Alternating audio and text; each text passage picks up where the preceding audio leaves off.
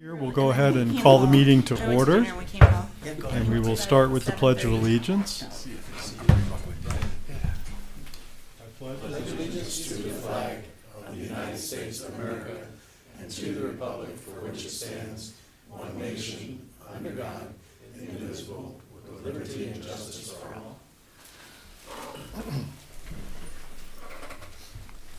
Okay, so welcome everybody to the May meeting of the Union Township Planning Commission.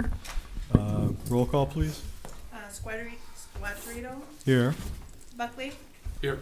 Gross. Here. Lapp. Here. McDonald. Here. Oliver. Here. Shingles. Here. And Thering. Here. Okay, thank you. First item is approval of tonight's agenda. You have the agenda in front of you, and we have four new business items and an old business item. So is there anything else that anyone's aware of that needs to be on tonight's agenda? Are there any corrections, additions to the agenda? Motion to approve. Support. So motion was by Thering, second by Gross to approve the agenda as prepared. Further discussion? If not, all in favor, please say aye. Aye. Any opposed? Okay, motion carries. We have our agenda. Next item is approval of the minutes. We last met on April 16th. Have those minutes in front of you. Are there any corrections to the April 16th minutes? Move to approve the minutes. Support. So motion by Olver, second by Thering to approve the minutes. Second call, any corrections to the minutes?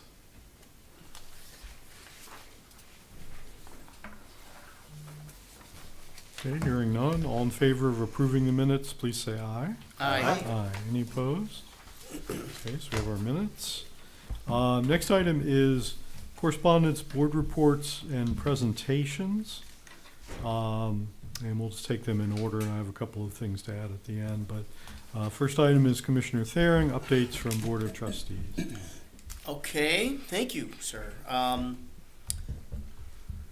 We've had a couple of, well, let me take a step back. Fox Meadows is going through the special assessment district process right now, so we've had a couple of meetings that involved approving the resolutions for that. I know that was something that, as we were talking about the road ordinance, we kind of got off on a side note, and we're talking about the special assessment. If anybody's interested as to why the county doesn't just take care of all of those roads, on our last meeting, which was on on May 8th, if you go to the meeting, you go to 7:28, that was the time, right around that time, Manager Stuhldreher gave us the rundown as to why that is set up the way it is. I couldn't, if I tried to talk about it, I wouldn't do it as well as he did, but that really explains why the special assessment district, why that is the way it is, why the county doesn't just take care of everything. A very good explanation, not very long, a few minutes, but it's because of the conversation that we had. If you look at the Board of Trustees meeting, May 8th at about 7:28 p.m., he gives a brief description as explaining that. Outside of that, we had a request to waive a high water usage charge. A customer had a leak that they didn't know, and unfortunately the water bill was extremely large. Unfortunately, there's nothing we can do about that because the product has been used. So it's not like something we could recover. So outside of that, I really don't have anything else to report today. Any questions for Commissioner Thering on Board of Trustees related matters?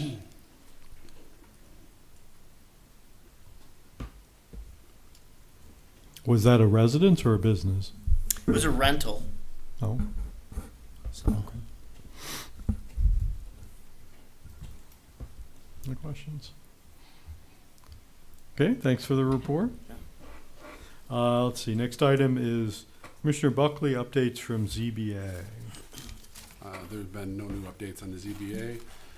We did not have a meeting last month. I struggle to recall when the last time we did have a meeting. Okay, it will happen eventually. I'm sure it will. Any questions for Commissioner Buckley on ZBA? Okay, hearing none, we can move on. Next item is the regular Community and Economic Development Monthly Report, otherwise known as everything that's happening with everybody, everywhere, all the time. But typically we pause and if people have questions, they can ask Rodney at this time about anything you might have seen in the report.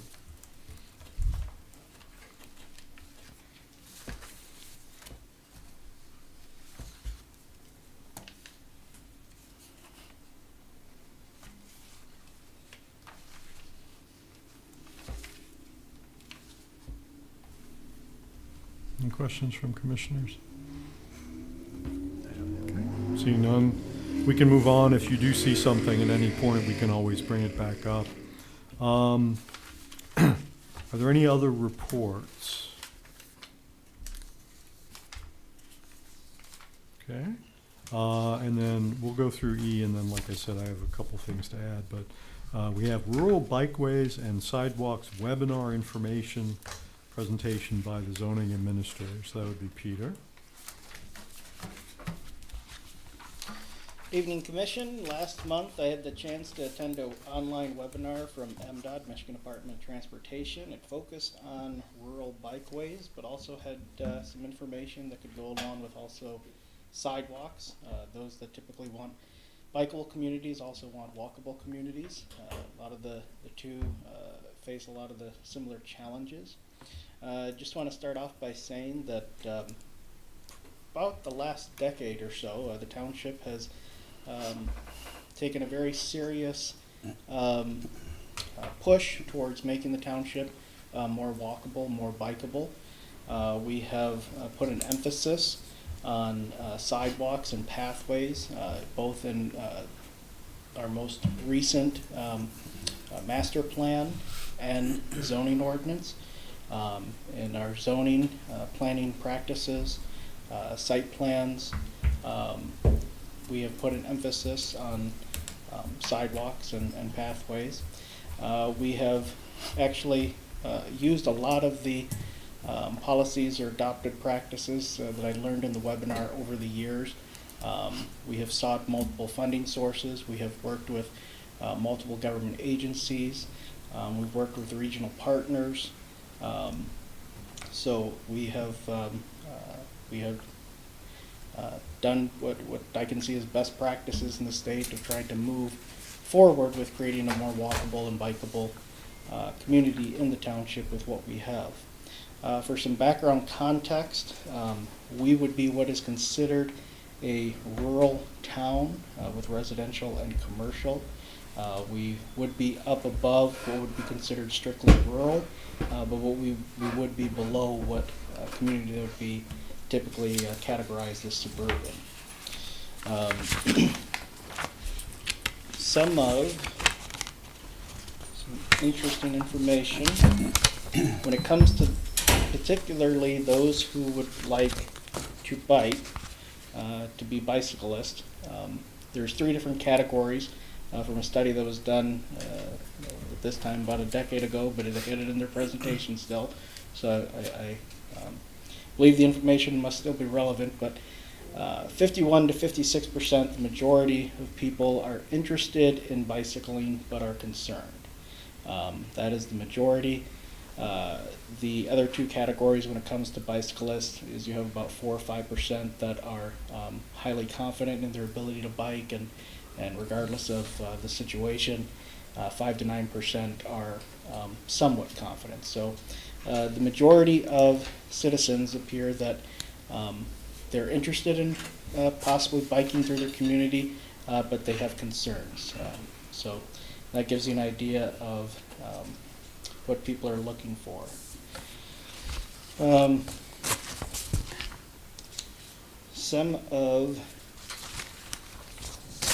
So when it comes to planning, the principles that they suggest is first safety, comfort, connectivity, and legibility. They recommend developing a base map and going from there. With the township, what we had created through our sidewalk policy is we have a map that we prioritize certain roads for sidewalk development and others that are not. The reasoning for that is because our priority streets that have been identified, if sidewalk or pathway is fully constructed around, a person could get completely around the township from the north, the south, the east, and the west. So there is a rhyme, or there is a reason to the rhyme of why we have the streets that are prioritized and those that are not.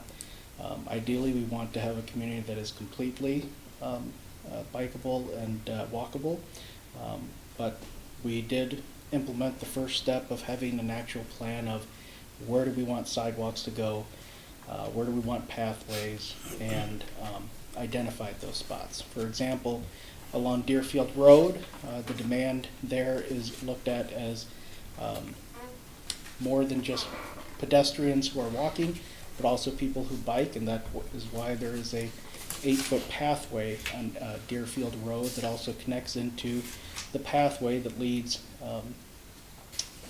into South Mission Road, connecting to the village of Shepherd.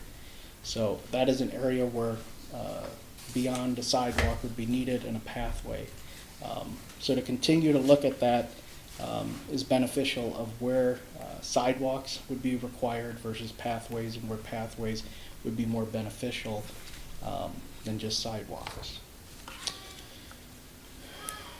One of the biggest hurdles that we have faced, but we have diligently worked with our Isabella County Road Commission, is the issue of right-of-ways. Their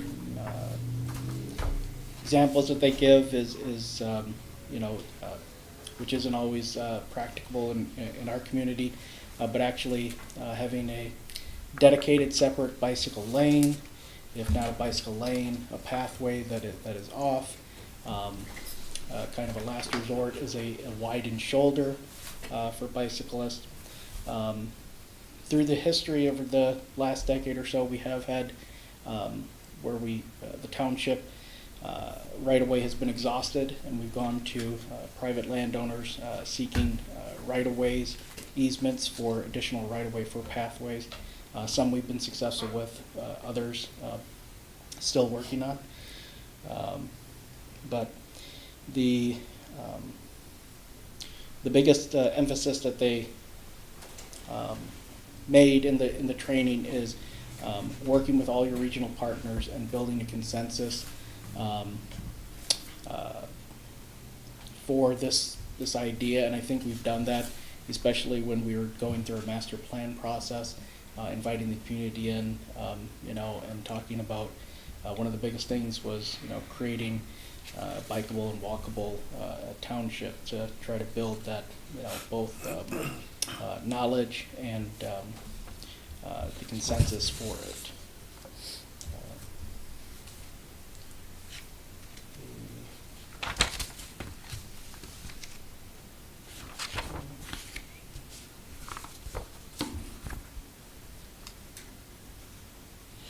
So they recommend, which we also have as our policy, bikeway widths. They recommend to have 6.5 feet to 8.5 feet in width. For our pathways, per our current sidewalk and pathways ordinance, we recommend, or not recommend, but is required 8 feet. So the width of 8 feet for a pathway, which would be for both pedestrians and cyclists, would meet what the state MDOT recommends in between their 6.5 to 8.5 feet foot width.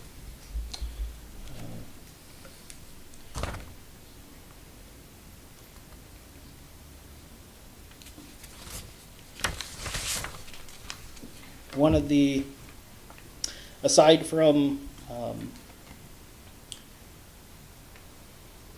east and west,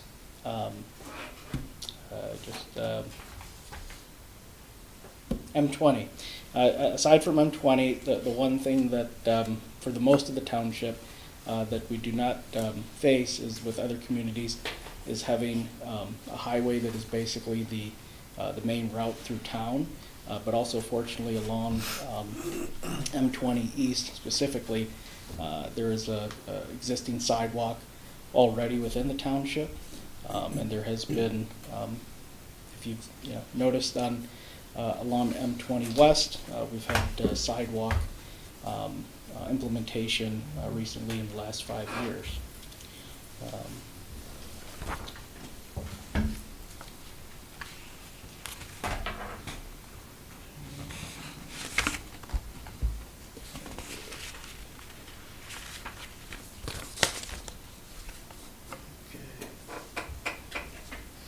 So, finally, the why do we plan? Not everyone drives. Improve individual health, economic benefits. So these are reasons why we want to create a bikeable, walkable pathway. Emphasis: build community consensus, prioritize projects, prepare your community for future projects and funding, coordinate with regional and local roadway projects.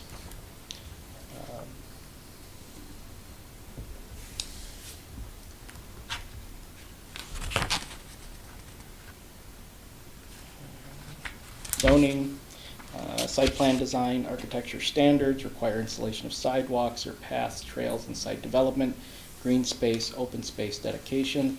These are all things that are in our current zoning ordinance that we both enforce and implement. And that about wraps it up. Okay, thank you. Questions from commissioners for what you just heard?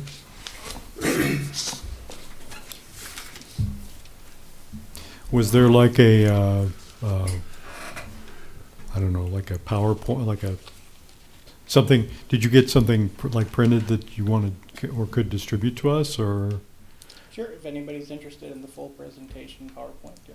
Okay, yeah, why don't you either send it out by email or include it in next month's packet, either way. I'm just curious if there was any mention of like assisted device usage or wheelchair usage, or was it mainly focused on bicycle and pedestrian? Bicycle and pedestrian. Okay, thanks. Other questions? Okay, thanks very much. Appreciate it.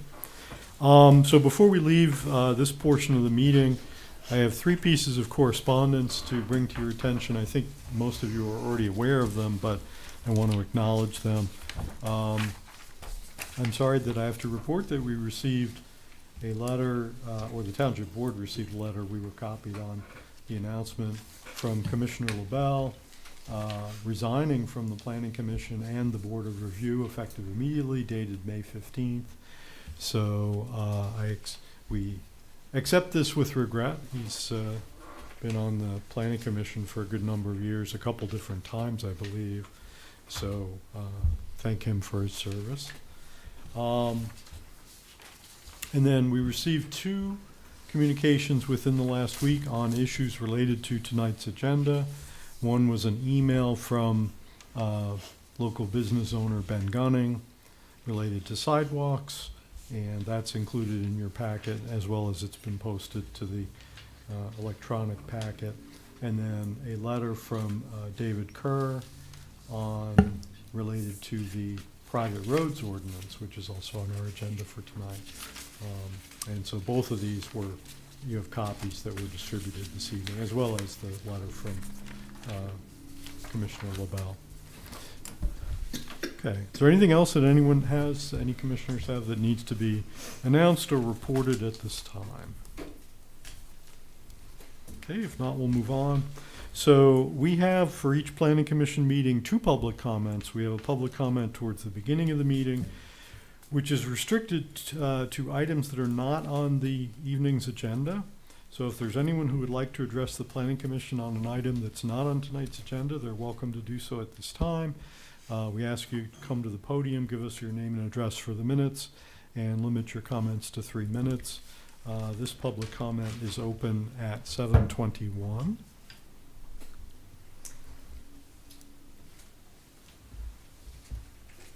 I've got a question. I want to comment on the sidewalk. So would this be the time to do that or later on?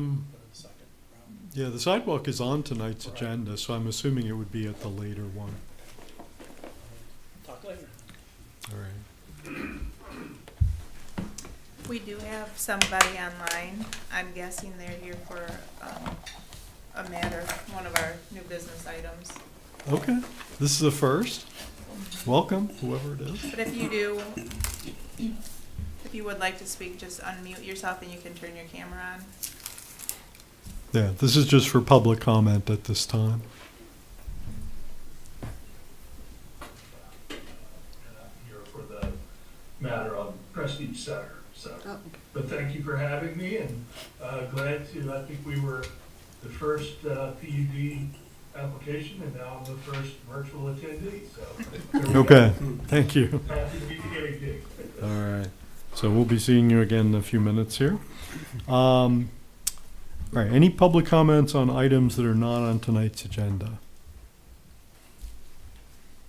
Okay, seeing none, we'll go ahead and close that public comment at 7:23, and we will have another extended public comment that's unrestricted towards the end of the meeting. So we're ready to move on to new business items, and the first one is a final site plan review, P-Final SPR 24-02, final site plan application, review of application for the new Valvoline instant oil change at 4448 East Bluegrass Road. So let Rodney introduce this and we'll proceed. Thank you. Everybody should have a copy of our staff report dated May the 10th, a copy of the plans and application information. This is a project you've seen before, preliminary site plan stage. It's a Valvoline instant oil change facility going down to Bluegrass Road, directly next door to the Members First Credit Union, just west of Encore Boulevard. As you'll see in our report, we found the plans to be in very good order. All the items that had been put as notes in our original preliminary site plan report have been addressed by the applicant. They've done an excellent job in updating plans and providing information. The plans are complete. They meet all the information requirements. The one item that is outstanding on our report is a confirmation of approval from one of our outside agencies. We treat our public services department as an outside agency like the Road Commission and the Drain Commissioner's Office and others. And we ask that their concerns be addressed prior to final site plan approval. At the time that this report was written, were still working with the applicant on a few details. I can report to you that we have since received word that the Public Services Department is now satisfied. So they have given their approval for the plans and found the final site plan to be ready to go from their perspective. There will be a water sewer permit process later for the details related to running the leads to the building, but that's separate from the site plan only. So at this point, we are pleased to be able to recommend these plans to you for approval as presented. There is no need for any condition related to the Public Services Department to review. So with that, I'm happy to answer any questions. Okay, questions for Rodney on this? Move to approve the final site plan as presented. I just want to hear from the applicant if there's somebody here. Yeah, hi.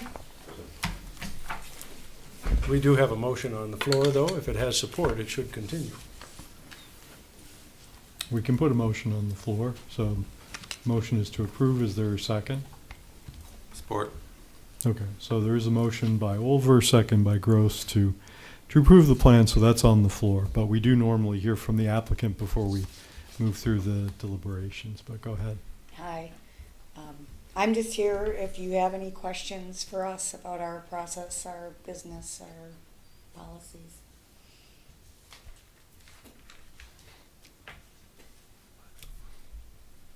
Any questions for the applicant? I mean, it looks very complete. I mean, it's really, usually after we've seen the preliminary and gone through it, and if they address all the concerns, there's usually not too much to do at this point. I was trying to remember from our earlier discussion, the first time we looked at this, are you leaving open the possibility that you might want to make it a 3-bay facility at some point? Could that happen? It could happen. If it does, it would be a single floor. We would not do a pit underneath it. We would do a hydraulic jack in the 3rd bay. Would that require extending the building a little bit into the loop? That would be what we would consider, yep. Yeah, okay. Other questions or comments from commissioners?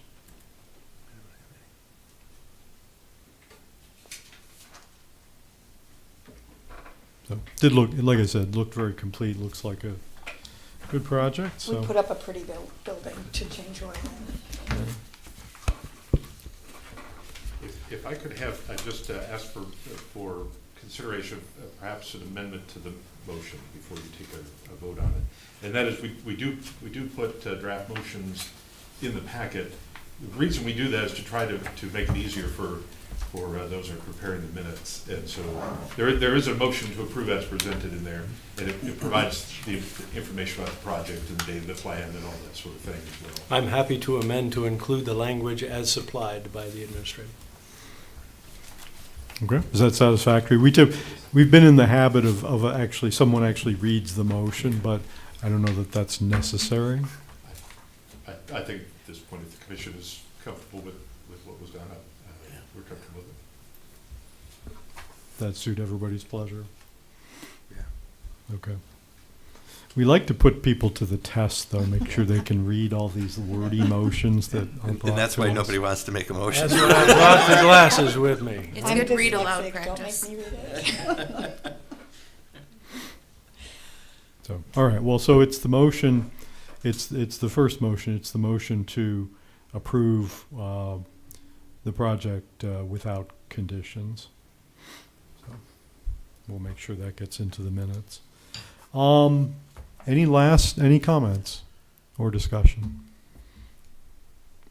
Okay, so I'm going to ask for a roll call vote on the motion, please. Waring, Yes. Gross, Yes.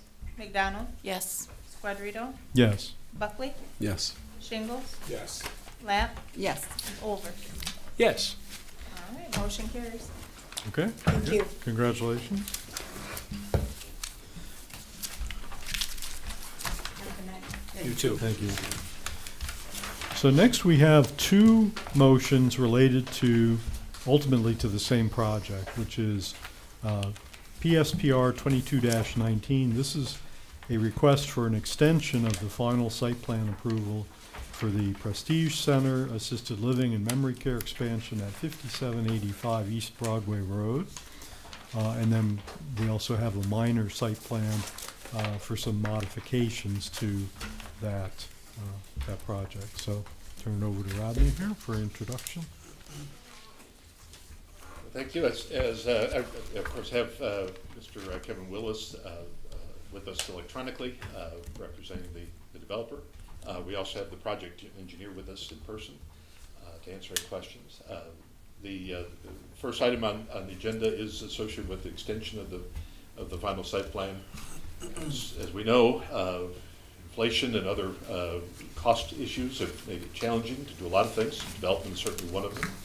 You have the letter from Mr. Willis requesting the extension of the final site plan from November 16, 2022, and stating several reasons for that.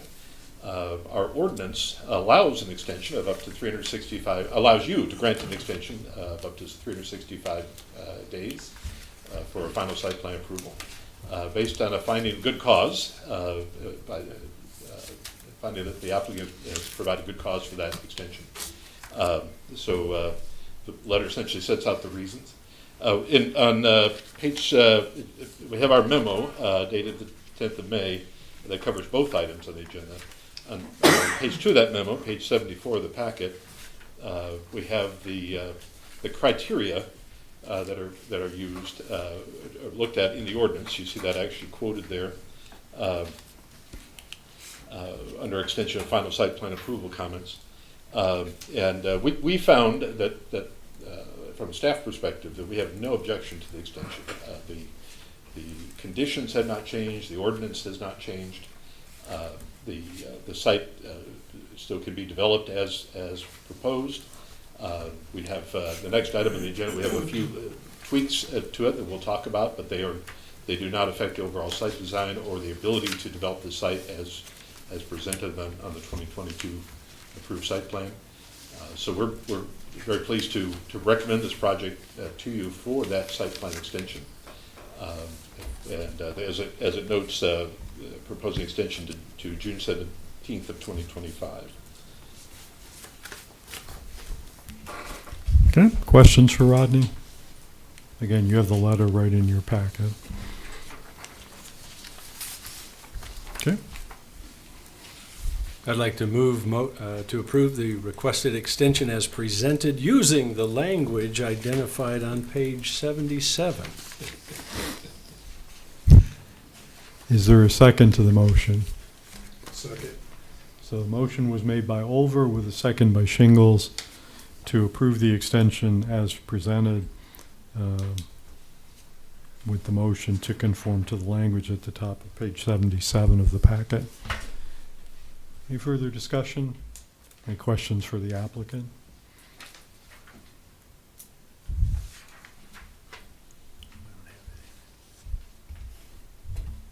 Okay, hearing none, I'll ask for a roll call vote. Olver, Yes. Lat. Yes. Baring, Yes. Gross, Yes. Squadrito, Yes. Buckley, Yes. McDonald, Yes. Shingles. Yes. Motion carries. Okay, thank you. So that's the first part, and then the second part is the landscaping and a few other, and the sidewalk positioning. So again, turn it over to Rodney. Well, thank you. I appreciate that. So the second item is it's a minor site plan application, as we've talked about now several times.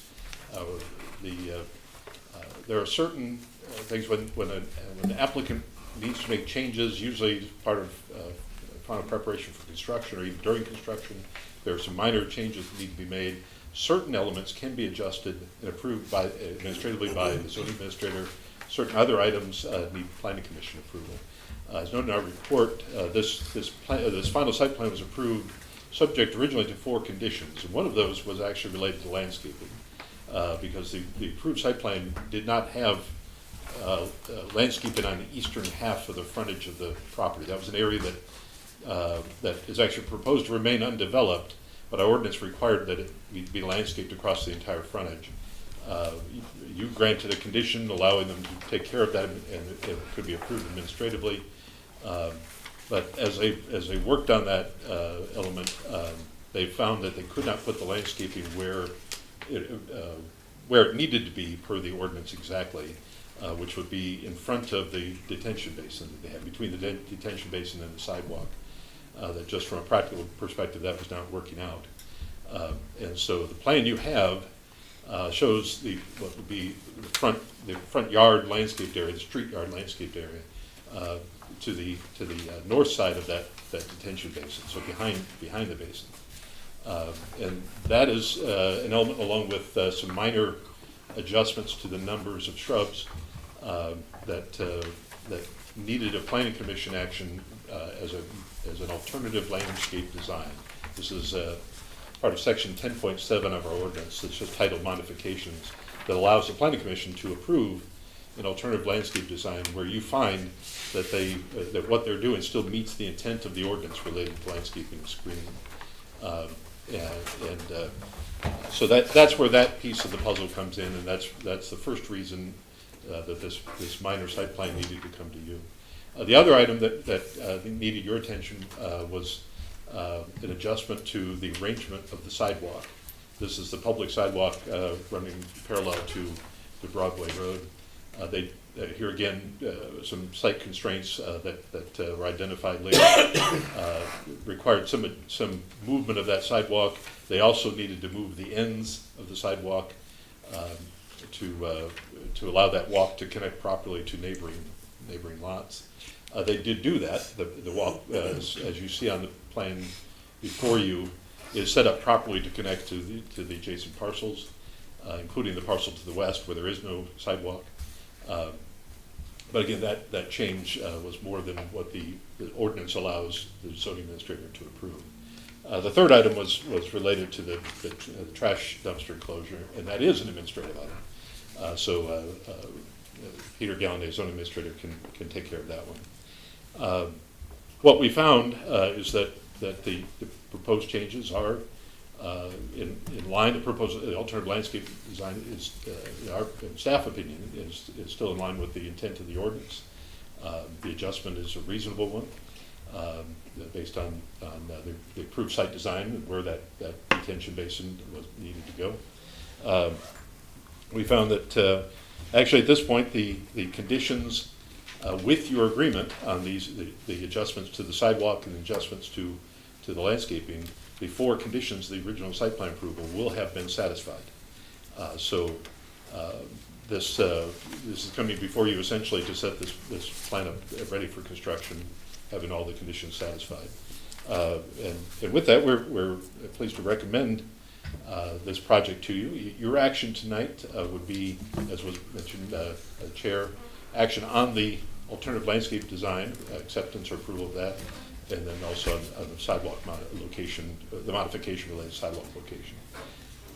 Once that is done, then Peter Gallaudet will take final action on the minor site plan to put the project completely to bed. So with that, we're happy to answer any questions you may have. Questions for Rodney?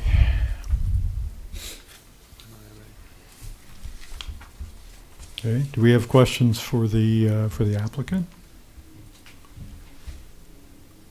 There he is on our big screen, as well as the engineers in the back of the room here, so we've got both of them here.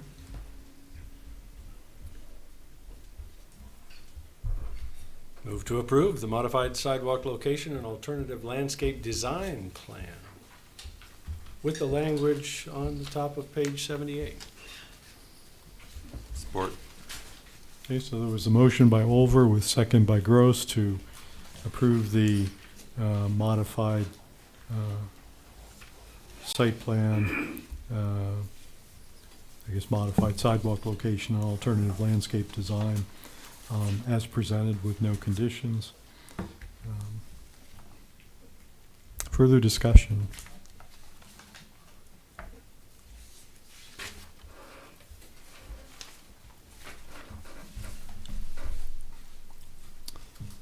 Hearing none, I'll ask for a roll call vote, please. Lamp, Yes. Squadrito, Yes. Buckley, Yes. Olver, Yes. Shingles, Yes. Thering, Yes. Gross, Yes. and McDonald. Yes. Okay, motion carries.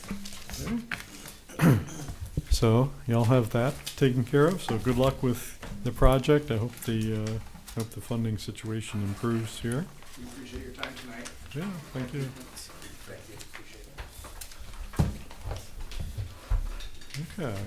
So we're making good progress through the agenda, but now we've reached the places where we can expect we might spend a little more time. The first one is the review of the proposed sidewalk and pathway ordinance. So turn over to Rodney here. Thank you. We included a lot of history in this. We did not include an updated staff report. What was tucked into the packet was a copy of the document you saw in late 2021, where it was a result of discussion then about the sidewalk and pathway ordinance. And this was a summary of all the identified changes that we were going to put together. It's taken a little time to catch up to this project. But what you have before you, starting on page 89 of the packet, is an initial draft of a proposed ordinance. that would replace our current 2009 vintage sidewalk and pathway ordinance. And what I'd like to do is just take you on a quick tour, and then obviously discussion. I'm happy to answer questions, but just want to kind of give you a little bit of orientation to it. Starting on page 89, the purpose and intent statement was updated as the 2021 memo suggested. It talks about something the 2009 ordinance didn't, which was the connector sidewalks into development sites. The 2009 ordinance was only focused on public sidewalks, but didn't actually require or even talk about making sure those connections came all the way into the property, so that somebody that needs to walk or bike ride to a commercial building, for example, could do that entirely on a pedestrian network rather than through a parking lot or other means. So that was added to the purpose statement to make that clear that we're looking to have an integrated pedestrian network. Starting page 90, we have a couple of items here that are important. Section 4A, it says adoption of sidewalk or pathway construction policies. This is new. This is actually implementing what we already do. This is the section that makes clear that we can adopt policies like our policies related to temporary relief from sidewalk construction. That's what this is for. Right now, our 2018 policy has no basis in the 2009 ordinance. We're simply doing it. But this establishes it. It establishes some guidelines for that, and it simply says that it's something that the Board of Trustees would adopt as by resolution, and requires Planning Commission recommendation. So like I said, this essentially establishes what we already do. This does not establish any particular policy other than kind of putting a frame around what the idea of what these policies might be. So this is not establishing for example, a specific road where a sidewalk is required or not required. All of that would remain within the realm of an adopted policy document, which frankly is easier to amend and update as time goes on than an ordinance. I don't. You have the public comment from Mr. Gunning that expressed concern that we did not have anything in the ordinance talking about where sidewalks were required and where they weren't. We certainly can. That if the Planning Commission would prefer to essentially bring our 2018 policy in some form or an updated version of it into the ordinance, we can do that. We're working here in significant part within a 1931 law that's referenced in this document that indicates the township can designate areas for sidewalks, and therefore we can designate areas for where we don't require sidewalks. So we are proposing to do it through the policy process we already have. But as I said, if the Commission's preference would be along the lines of what Mr. Gunning would prefer in his comment, it can be written into the ordinance. It's just that this one has not been. The second item B there, which Mr. Gunning also commented on, I just want to mention here, this item B, provisions for sidewalk or pathway orders and assessment of costs, this is virtually word for word from that 1931 law. And that's why it's here, is this is enabling language straight out of the state act. So we've simply carried it in here. The only change we made to it was a statement, item 2 there, where the Board of Trustees may also forward a proposed order to construct a new sidewalk to the Planning Commission with a request for review and recommendation prior to final consideration.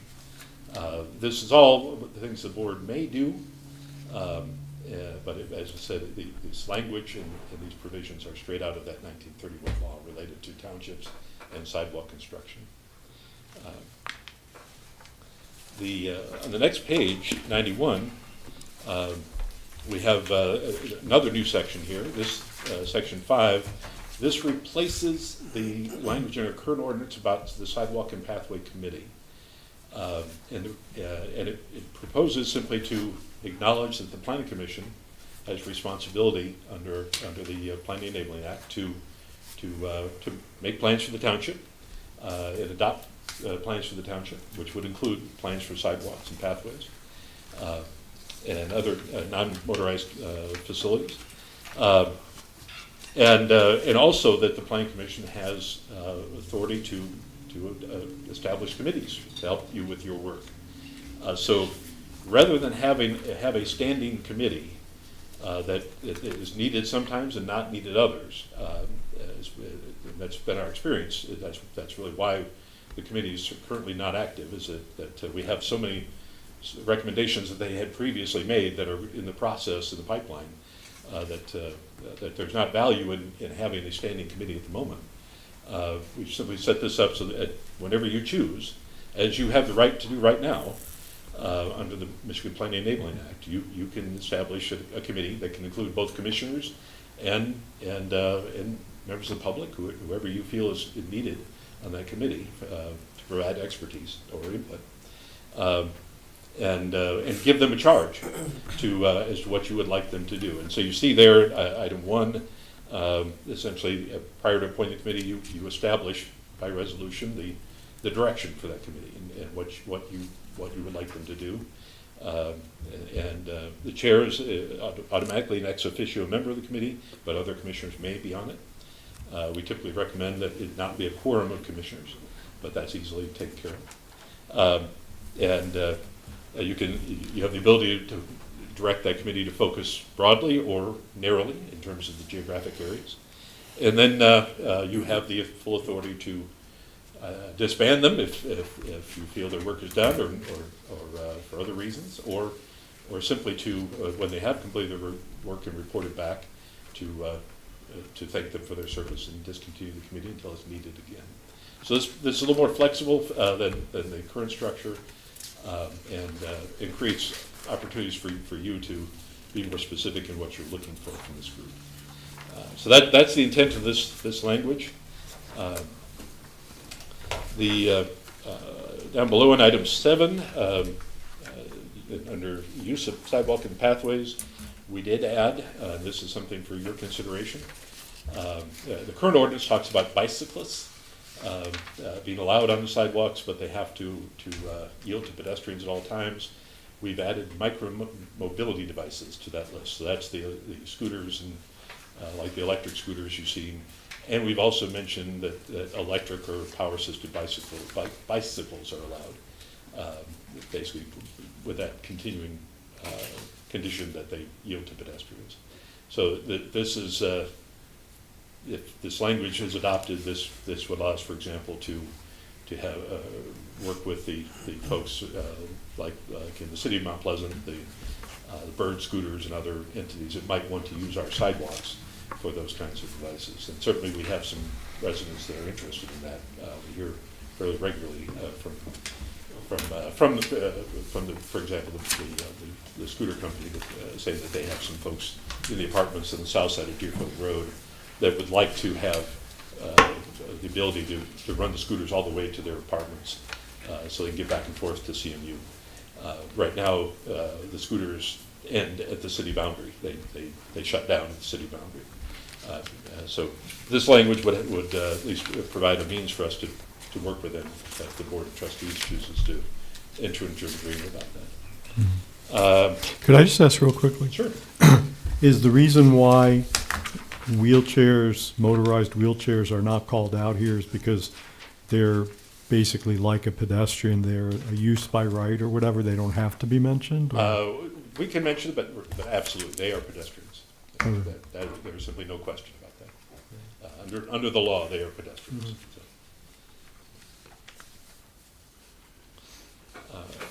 So moving on, we've updated the construction standards in the document. The main updates under width standards, we updated the general width from 4 feet in the current ordinance to 5 feet, which is the standard that we ask developers to follow as a minimum. So that would now be the minimum. except for, you'll see an exception down below. We also added under item A and item B a wider standard on Bluegrass Road and Broomfield Road. This is again is to reflect what we already do on Bluegrass Road. We've asked the developers to provide 8 feet for those sidewalks, and they've done so to this point, and then 6 feet on Broomfield. And you'll see then added some language about adjustments as long as there's a minimum of 4 feet to get around topography or other conditions. On that, was it 8 feet in the previous ordinance? I'm just trying to understand the difference between the 8 feet and the 6 feet in the two different contexts. So actually, the previous ordinance was 4 feet, but as the area around Encore Boulevard and Bloomfield Road was developing, the township was able to essentially establish a standard for that area, because that is a heavy pedestrian area. That those sidewalks, as they're going in along Bluegrass, are 8 feet wide. And so that includes Menards, in front of Menards, and in front of the credit union, Members First Credit Union. Over Indian Pines, those sidewalks were already in, and those are 4 feet. But where new ones are going in, they're putting them in at 8 feet. And it's entirely because that is a very heavy traffic pedestrian area. Even where we don't have sidewalks, there are people going back and forth. And similar on Broomfield, for a similar reason. There we've asked for 6 feet. It's not as pedestrian oriented, but it still is. And so we have been able to secure that from the developers that have gone in along that stretch. And so we'd like to put that in the ordinance so it's clear for the future for any new projects on these 2 roads.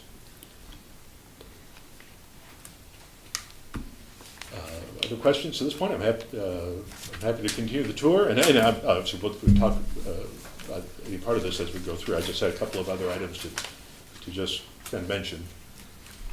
I am curious on section 4B, number 5.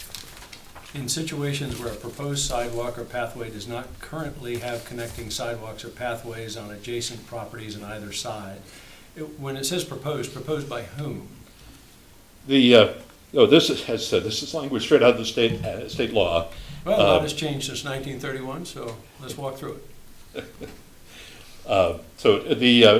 Typically where this would be where a developer has a project that is proposing to have that sidewalk installed, or would be required by the ordinance to have that sidewalk installed. But it also can be simply where the board requires that sidewalk to be installed. Okay.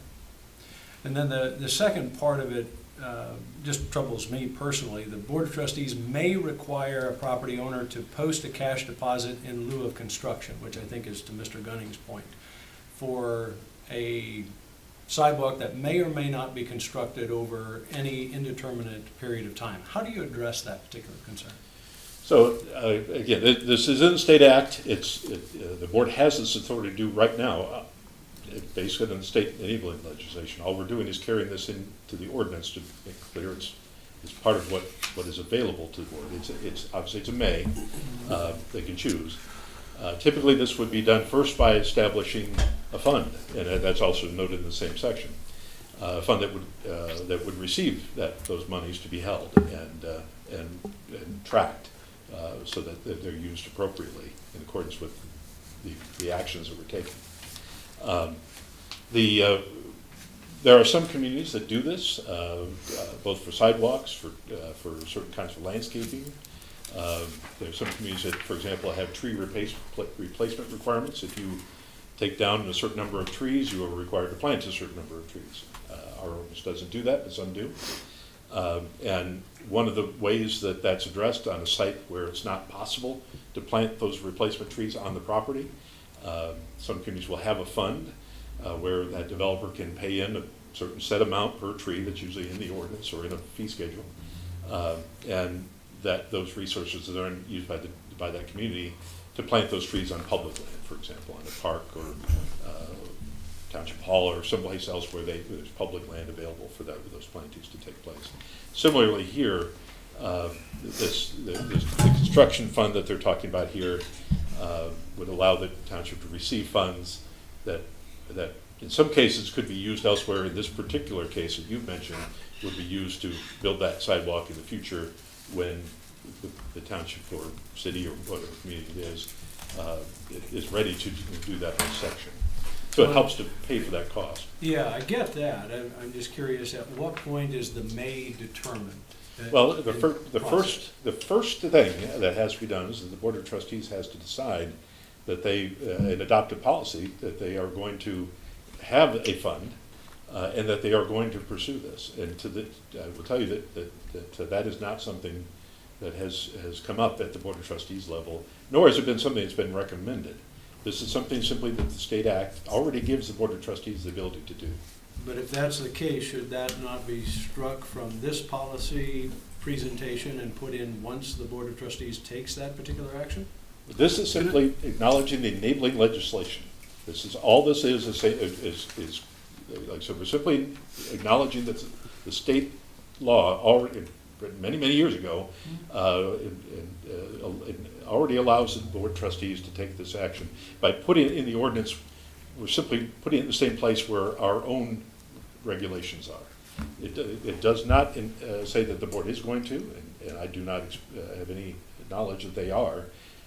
But just as the board, anytime they wish, based on current state law, could adopt a policy to allow recreational marijuana in the community. The board can do that. They have the state laws related to recreational marijuana, adult use marijuana, allow the Board of Trustees to do that. They have not taken any action, they have never discussed it. But nonetheless, I mean, there's many things that the board is enabled to do that they may not choose to do. But in this case, like, so because this is a sidewalk ordinance, and because this is the 1931 law, it is directly related to enabling the township to construct or require the construction of sidewalks and pathways, we wanted to have that language, and it's important that we have that language in here to confirm the enabling legislation. It's not something that, as I said, I mean, the Board of Trustees, frankly, I think my thought would be is that if the board wishes to make a statement on this, that's really up to the board.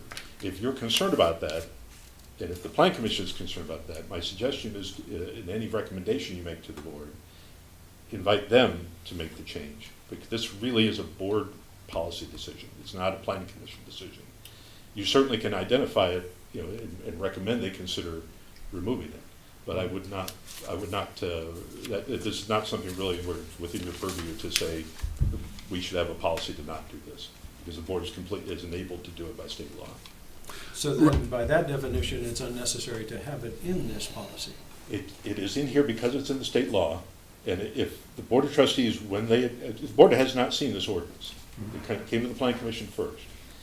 When it goes to the Board of Trustees, if they choose to, they can decide their own policy, and if they wish to, they can alter this and say, we are not going to do this. The law allows this, we're not going to do it. But that really is something that it's up to the Board of Trustees to decide. As I said, you as a Planning Commission are a recommending body in this case. If you feel so strongly about it that you'd like to make it part of the motion to recommend to them that they remove this section or alter it, I think they need to alter it. If you just remove it, it's still in the law, in the state law. But if you would like to do that, I would recommend that you include that recommendation in your motion, but not to make any changes here yourself as a commission, because it's really a board policy choice. So Rodney, just to get a little clarification here, what we're talking about here is proposed changes to actual ordinance within the township. We're not talking specifically about the sidewalk policy, but we're talking about updates to ordinance itself, correct? We are not talking at this point about the temporary relief from sidewalk construction policy, no. That all we're doing here is actually enabling that properly in the law, in the updated ordinance. Right. But the policy of exactly what that relief policy would look like would be the next conversation. And the Board of Trustees, obviously, they're going to adopt ordinance, but if we, using our under our purview, if we recommend the adoption of a specific policy that's updated from the 2018 policy, obviously the Board of Trustees approves that as well. But within that policy, we could articulate proposed language at least that would address issues such as the 1931 law and other things, that we could offer a standard that might be different that the board could then act on as an approval? No, because if you look at item A, you'll see specifically what the policy can do. May include allowances for temporary relief, include general guidelines for additional sidewalks and pathways in designated areas, designate certain areas for pathway construction instead of sidewalks. It notes that this policy should not conflict with this ordinance or other ordinances, but that's the one that actually is key to answering your question. And then the last one obviously is Plan Commission recommendation. So is Part A part of the state law as well? Well, what I'm saying is item 4 makes clear that by policy you can't conflict with this ordinance. So what you were asking is, can we by policy essentially vacate this item B4, and that's not the case. We don't have the ability to do that. The Planning Commission just does as it. it does Does the now, Board it of Trustees just have the doesn't ability to do that? What's that? Does the Planning Commission obviously does not have the ability to do that. Does the Board of Trustees have the ability to set policy that indicates that it will not pursue certain Cost sharing or those sorts of payment in lieu things? of. They can articulate that, correct? So that is done actually by, if they wish to amend this item B before, in these elements here, but specifically it's the cost sharing or the sidewalk payment in lieu of fund, they would do that as part of the adoption of this ordinance.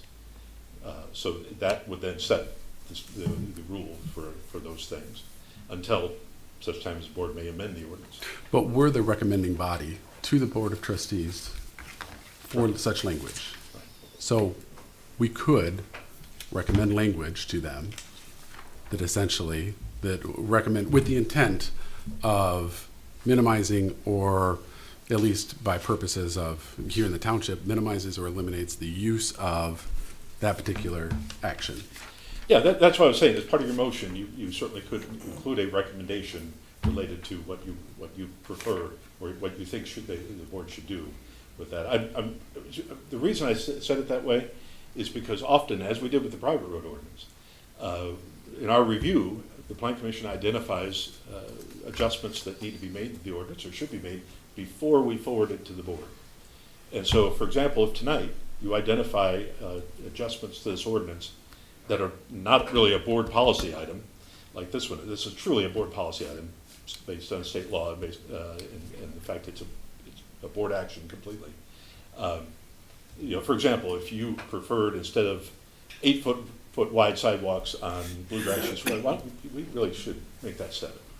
Or maybe we should make that 8 on Broomfield, or we should make the minimum 6, or there's various elements of this ordinance that can be tweaked and adjusted.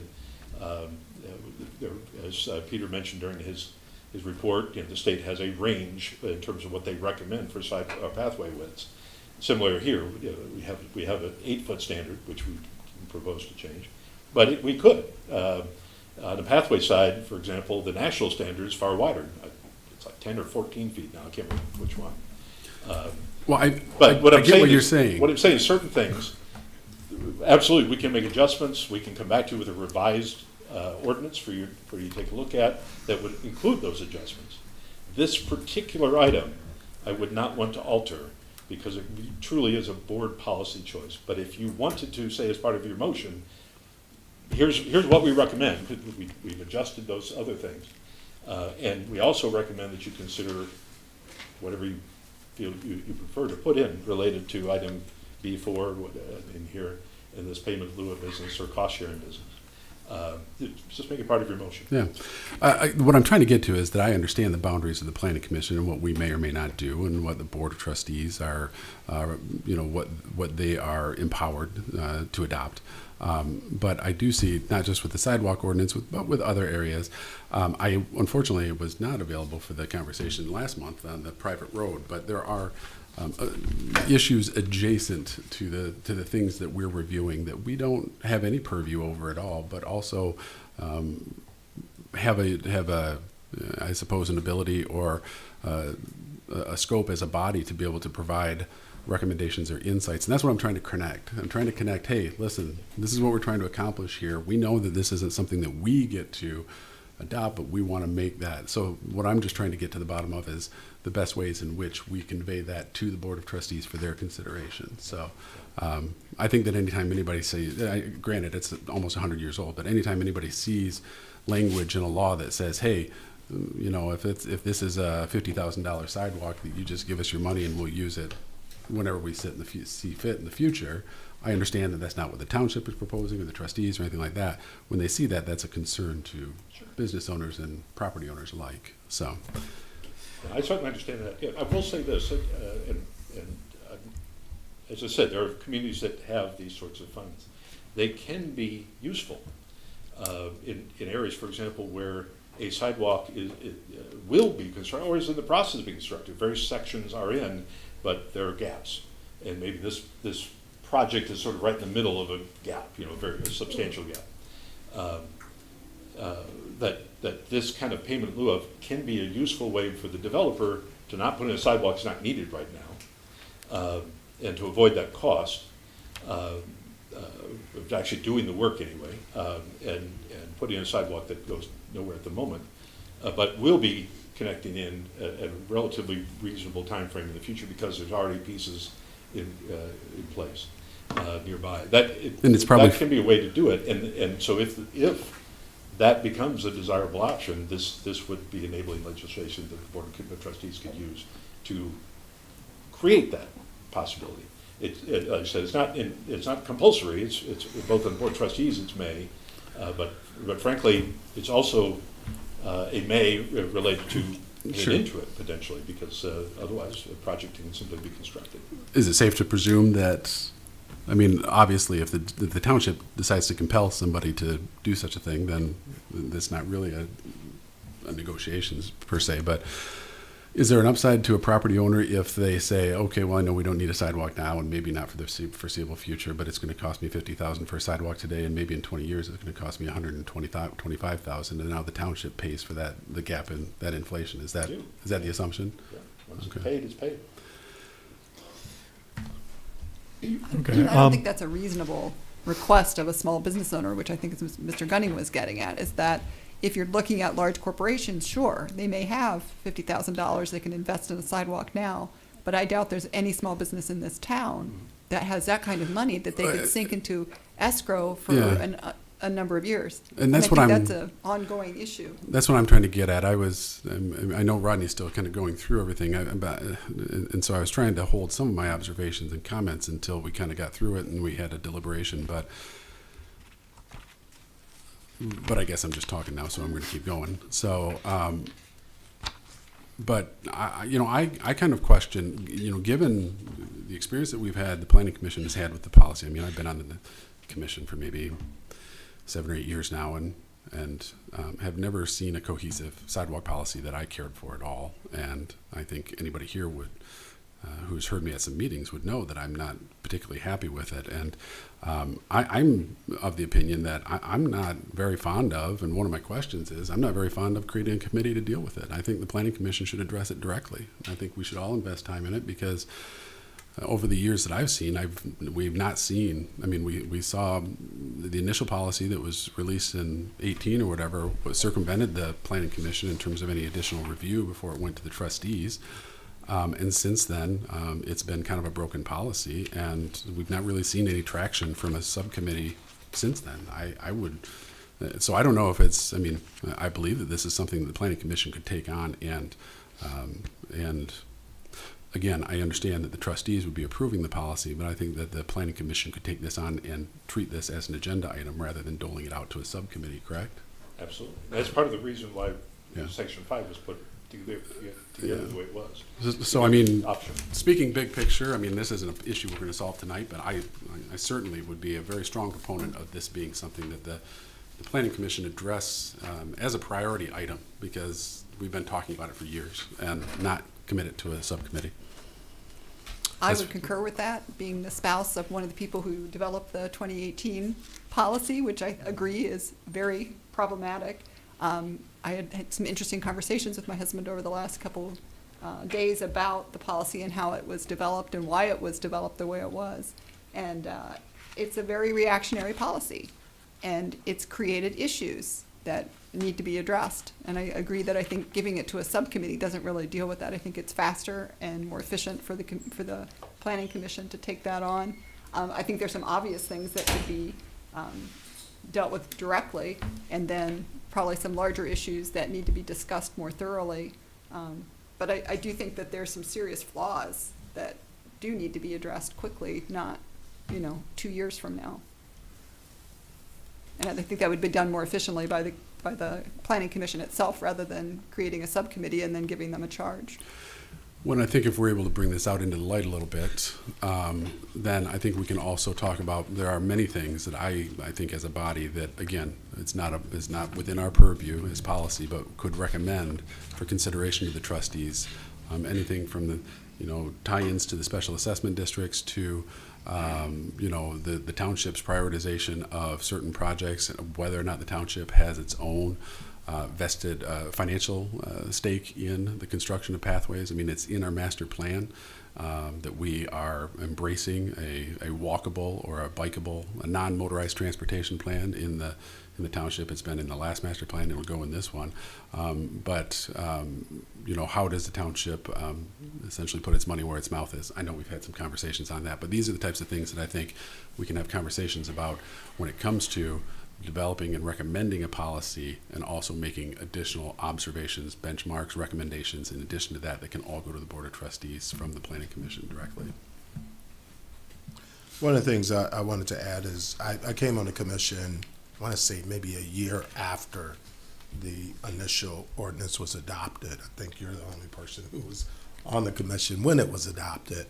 And the committee that was formed, the Sidewalks and Pathways Committee, was formed with good intention to bring individuals who were knowledgeable and were content experts in that particular space, especially as we were developing the master plan that called for more sidewalks, a more walkable and accessible community.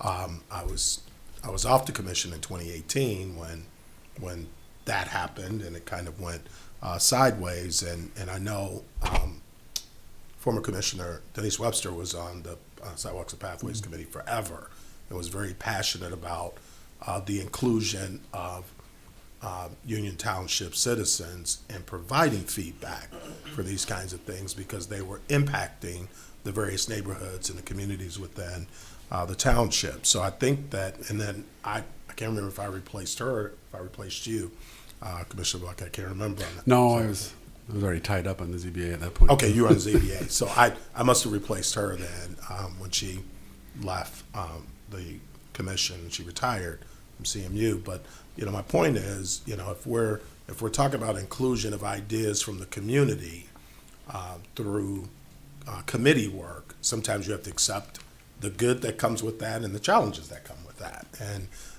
I don't know what happened in 2018. I wasn't here.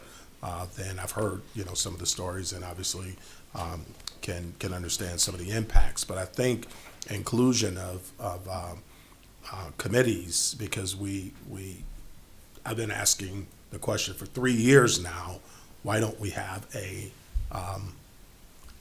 Sidewalks and Pathways Committee? And it was stated, and I think it's in the minutes, that there was no work to be done. Well, this is work. This is work that's only been done by the staff, now reviewed by the Township Commission, to the Planning Commission, and to Commissioner Buckley's point, yep, I believe that we should take this on, but having feedback from individuals who can dig into this and look at, because there are a lot of changes in this ordinance. Probably many of them are compliance measures with coming into whatever state laws are, or we got 1931 laws here. Are those federal laws or state laws? State law. State laws, okay, that's what I thought. And so if that's the case, I think having a committee probably lends itself to not having conflicts of interest, especially if we bring individuals in who are not necessarily stakeholders in any particular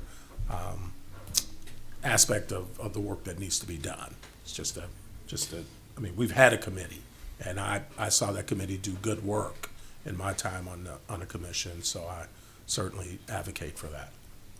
I think there were other other considerations as well, such as the workload of the planning commission as a whole. So this has been a good discussion. I don't want to cut anybody off, but we've been in a kind of a free-for-all for the good 20, 25 minutes here. I want to ask a question. Did I understand you correctly? I'm going back to 4B now. Did I understand you correctly to say that the 1931 Act gives the Board of Trustees the right to do all of these things, and so whether they're in the ordinance or not, they would still have those rights? It is enabling legislation for townships related to sidewalk construction. And yes, it directly gives Board of Trustees the authority to do these things. This wording is virtually word for word for the Act. As the addition we put in was they may refer things to the Planning Commission for recommendation. Yeah. But So it's truth in advertising, basically. It's not, you're not setting out rights that don't already exist. we're not adding anything to it. In fact, we're mitigating it slightly with the Planning Commission recommendation part. All right. I want to give you the opportunity to finish your presentation. The other- If there's anything else you want to draw our attention to. Yeah, the other item I wanted to focus on was related to maintenance standards. The current ordinance is actually very, very strict, requiring owners of property adjacent to a public sidewalk to maintain it, to clear the sidewalk within a very short time of a snowfall, and to repair it, replace it, and such when there's a problem with it, when it heaves to a certain distance, that sort of thing. That also is out of the state act, but we have some under section 10A. We've added some language there again to expand on that a bit. Number one, noting that a homeowner association, condominium association can take control of those as they normally would. That the Board of Trustees may do that, which they have in some cases. Mostly related to sidewalks on township property, not entirely. And that our Economic Development Authority Board, which has control over our responsibility of oversight over our two downtown development authority districts, may do the same within their purview. Section B, this is a section that before had some very strict language related to property owners taking care of things. This one just turned it and made it general. It did not, we removed the language actually related to requiring property owners to fix when these displacements happen. You see there the last sentence under first paragraph in B, the following criteria shall be used by the township to determine whether there's a need for repair or restoration. But it no longer says that the property owner has to do that. These are public sidewalks. And so while shoveling the snow off them within a reasonable time, as we'll talk about in a moment, is something that is well within the purview of a property owner to make sure that people can get by and that they can get by. Repairs to the infrastructure is something that this brings back to the township and sets some standards for that. At the top of page 95, here's where we get to snow and ice removal. It's simply, we did update the standards so that before the numbers were very narrow, very tight. We've updated the amount of snow that needs to be starting point for removal. We also extended the period of time to 36 hours after the end of a snowfall event, and then added the item 2 there, under certain circumstances for extended events and such, extending the numbers accordingly. The township does not enforce the current standards. They really are very restrictive, and this establishes far more reasonable standards that people would already do anyway. and it still ensures that walks get clear, but in a reasonable timeframe. So with that, actually from there forward, the rest of the ordinance is I hate to call it boilerplate, but you've seen this before. You saw it in the private road ordinance, and you have the same sorts of language about violations, performance guarantees, if there's a need for that for a project to be completed later, fees and escrow deposits if there's a need, just as we do with site plans, and then the other standard language that's in any township ordinance. So with that, I'm happy to answer questions or about any part of this. Well, let me ask you, thank you, by the way, that's very good. Let me ask a couple questions about section 10 then. In A, it says, public and general use sidewalks or pathways on or adjoining their lot. What does the adjoining part mean? So we have essentially three different types of lots in the township. We have a subdivision plat. That's done, a lot created under the subdivision ordinance and under the state laws related to subdivision plats. In that case, the roads are separate from the lot. And if you see a subdivision plat, you can see the roads on the lines that mark out where the roads are. And they are separate from the individually owned lot. We also have what are referred to as, the second way, which is similar to that, is a condominium lot. This is, there are certain, many condominiums are a multifamily building or duplexes or something else where you have units inside one building, but there's also something called a site condominium, which looks like a subdivision, a single family subdivision, but it was developed under the Condominium Act, and in that case, they really call it a condominium unit, but it's like a subdivision lot where the roads again are called out and defined separately from the individually owned lot. The third way is meets and bounds land division. And in this format, allowed under the State Land Division Act, the lot extends all the way to the center line of the road. And you'll see these commonly, certainly in the rural areas of the township. You'll see properties where there is a road easement that extends typically 33 feet into a person's lot, because their front lot boundary actually is the center line of the road. But that first 33 feet to either side of the center line is dedicated road right-of-way. They own the land underneath that right-of-way essentially, but they don't really control it because the road commission or the MDOT, if it's a state highway, control that right-of-way area. So in that case, it's on, the right-of-way is on their land, but in other cases, the right-of-way is separate from their land. So that's why the language is written the way it is. On or adjoining. On would be meets and bounds land division, where the sidewalk is actually on their land, but typically within the road right-of-way. And adjoining would be where it's a subdivision plat, and the sidewalk would be next to their lot in the right-of-way. Okay. But when you have a right-of-way, the lot can still include the right-of-way, or it never includes The the meets and bounds land division, yes, includes the right-of-way. But what about the regular kind, the kind you're describing? The subdivision plat or a condominium unit does not include the right-of-way. Okay. So it's nothing, there's nothing in this interpretation it's all what I would call like related to the frontage. It's not like if the next lot happens to be vacant, you're responsible for that. No. Going the other way. That's not what that means. Yep. All right. Then the other thing is, A is the only place where it says it's the responsibility of the property owner to maintain. Does that include B, C, and D? Because B, C, and D don't say specifically who does it. Right. That is a good question, and that's an area where we can clarify. The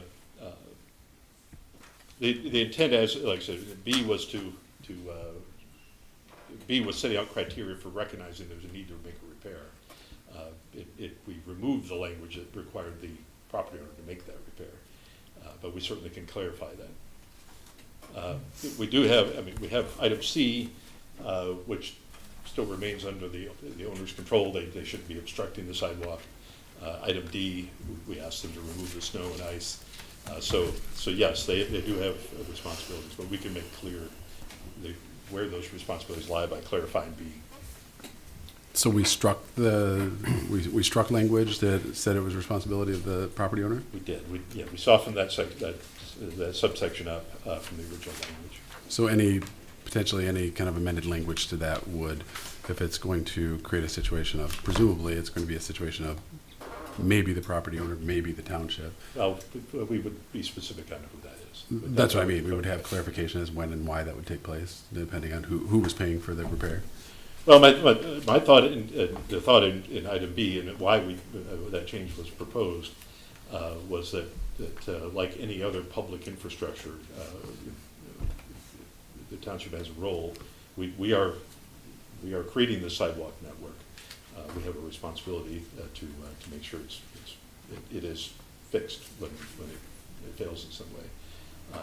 Just as we would fix the swings in the park or fix the outdoor fitness court if it gets damaged. So that was the intent of making the adjustment, but we can certainly clarify to make that clear, that this would be made clear when the township recognizes the need to make a repair. Yeah. In terms of creating a network of sidewalks, I'm curious about this, and I travel down Broomfield from Lincoln every day to pick up my son from school. And there's one little section of sidewalk, kind of across from Ben's area there, that doesn't go anywhere in either direction. And it seems to me rather impractical. So I'm curious from a planning perspective, if the goal then is to have sidewalks on one or both sides of Broomfield in that particular area, at what point does that connected network begin to happen? Is it project by project? Is it if you do this, then you have to that? What is the implication there for the property owner? We're talking about Broomfield near Lincoln. Broomfield from Crawford to Lincoln Yes. is the part that I was looking at. So the section of sidewalk you're talking about was constructed as part of a minor site plan application for a small building that the property owner wanted to put up that required a site plan approval. And a minor site plan is an administrative process. Peter Galenay cannot grant temporary relief from sidewalk construction, but sidewalks are required per our 2009 ordinance when a site plan is brought into us. We did have a conversation with that property owner and invited him and frankly encouraged him to bring that issue before you as a planning commission and to ask for temporary relief. Now it happens that, as Peter mentioned in his presentation earlier, Broomfield Road is part of one of the designated roads, that stretch of Broomfield, well, really all of Broomfield in the township, over Isabella anyway, is part of the designated road that the 2018 policy said sidewalks are required, with the idea, as Peter mentioned, of creating a full network where people can get from one side of the township to the other fully on pedestrian pathways. With that in mind, this section of Broomfield was part of that, as far as that 2018 policy said, sidewalks are required. But it's a policy. And there was language in the ordinance where you as a planning commission could grant temporary relief from sidewalk construction, even in that circumstance. A little bit higher hill to climb than following one of the criteria that's laid out there, like is it an industrial district, and some of the other criteria. But that owner certainly could have come to you and requested relief. We did have two other cases where on a road that was designated, where sidewalks were required, where this commission granted relief anyway, finding that their circumstances were appropriate for doing that. This owner chose not to do that. He chose instead to simply construct the sidewalk. So from that perspective, if he'd come to you, you would have then looked at that, and perhaps I couldn't make the decision for you or anything. I don't want to predict whether you would have granted him relief or not. But as I said, in two other cases, actually, I think we're even before that one, but around the same time anyway, relief was granted from construction on a designated road for certain reasons.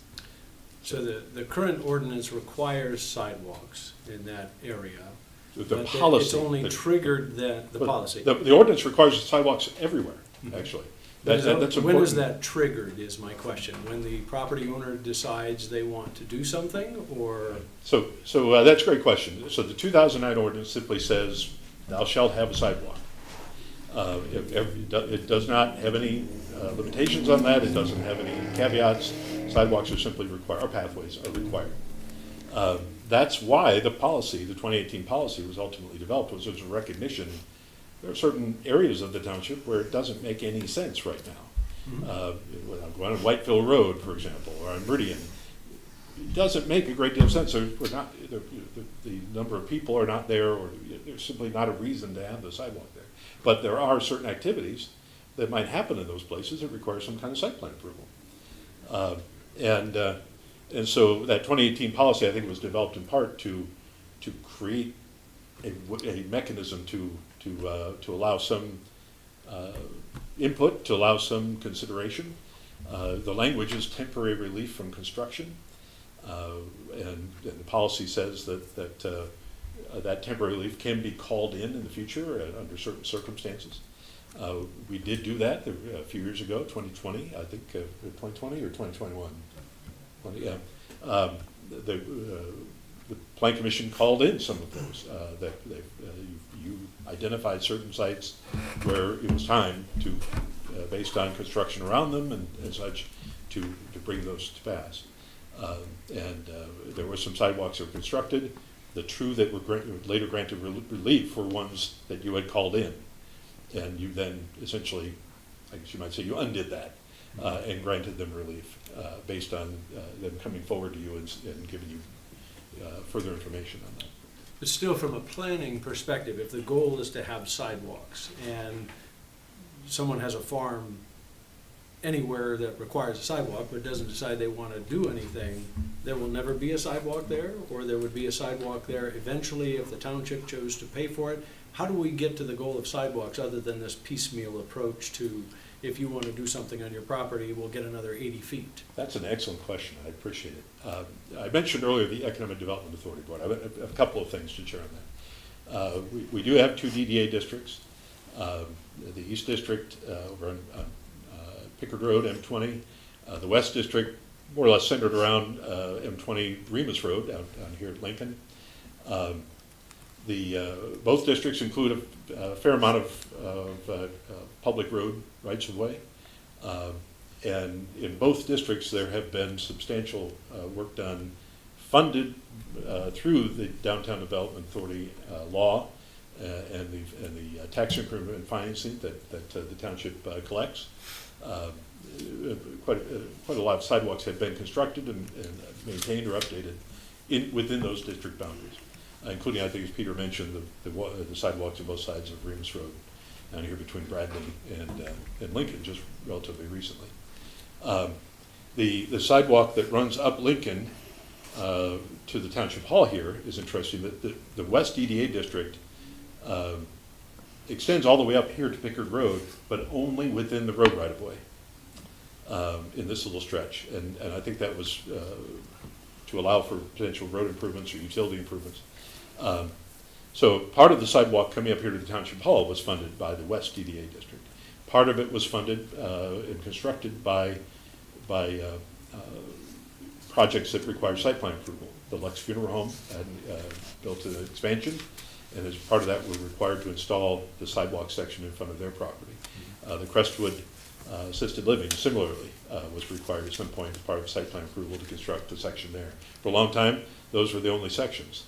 As I said, the township, primarily the West DDA, wanted to complete the sidewalk to get to the hall here and to get to McDonald Park.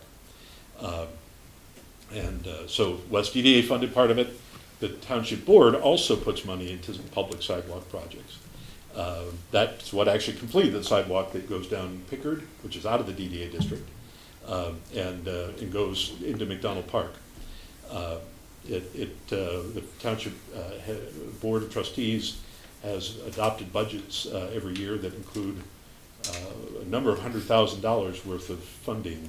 I think it's over $900,000, I think, in the current budget for sidewalk work. outside of the DDA district, just general fund, these are high priority areas. Those projects that are listed in the budget, both in the DDA districts and in the general fund, are directly from the work of the Sidewalk and Pathways Prioritization Committee.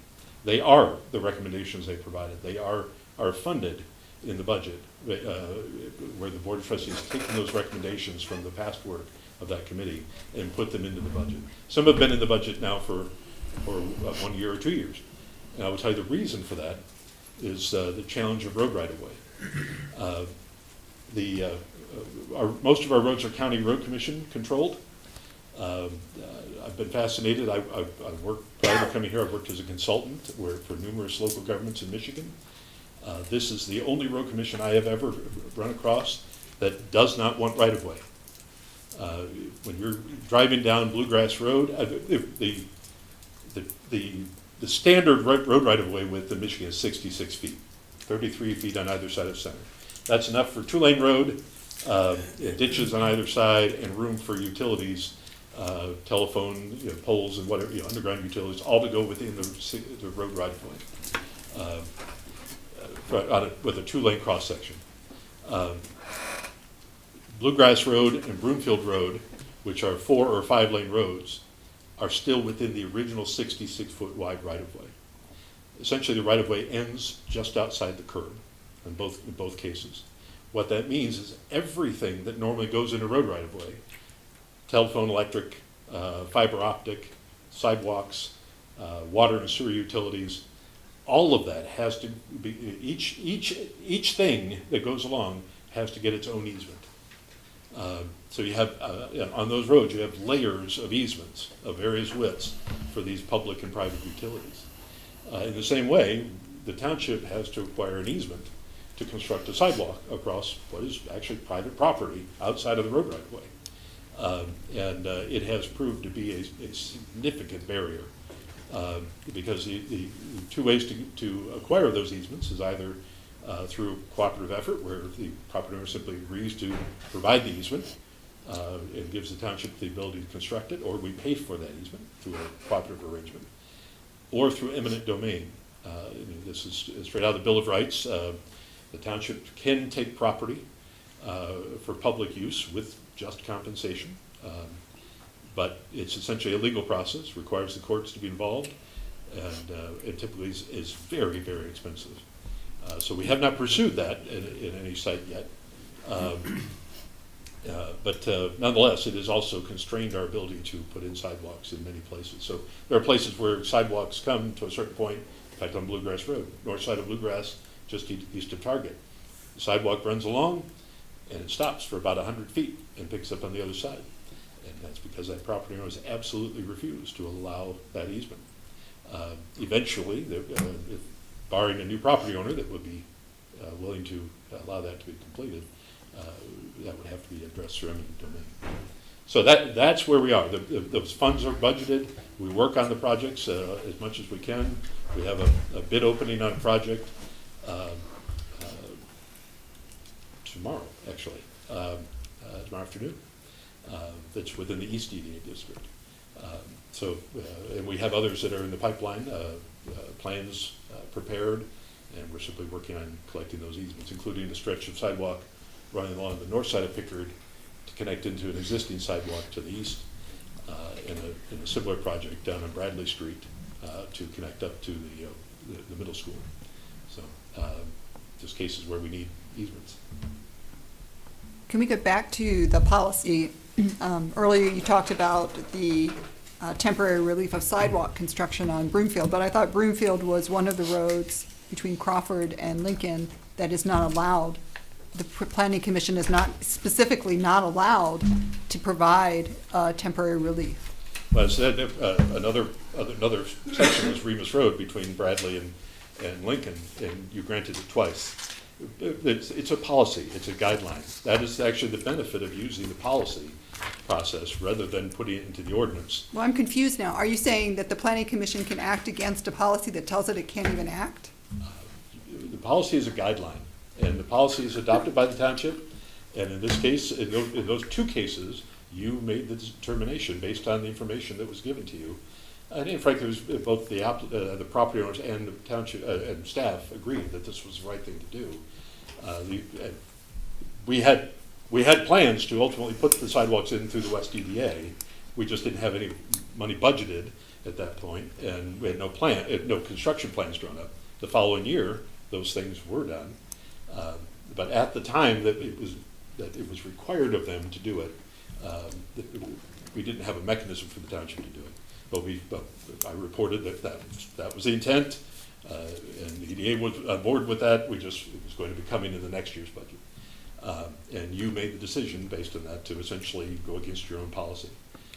But it is a policy, remember, that's different from an ordinance. But what do you tell people then when they come into your office? You say, this is the policy and you can't ask for permission? Or do you say, this is a policy and you can go ahead and ask for permission? They may not grant it because of the policy.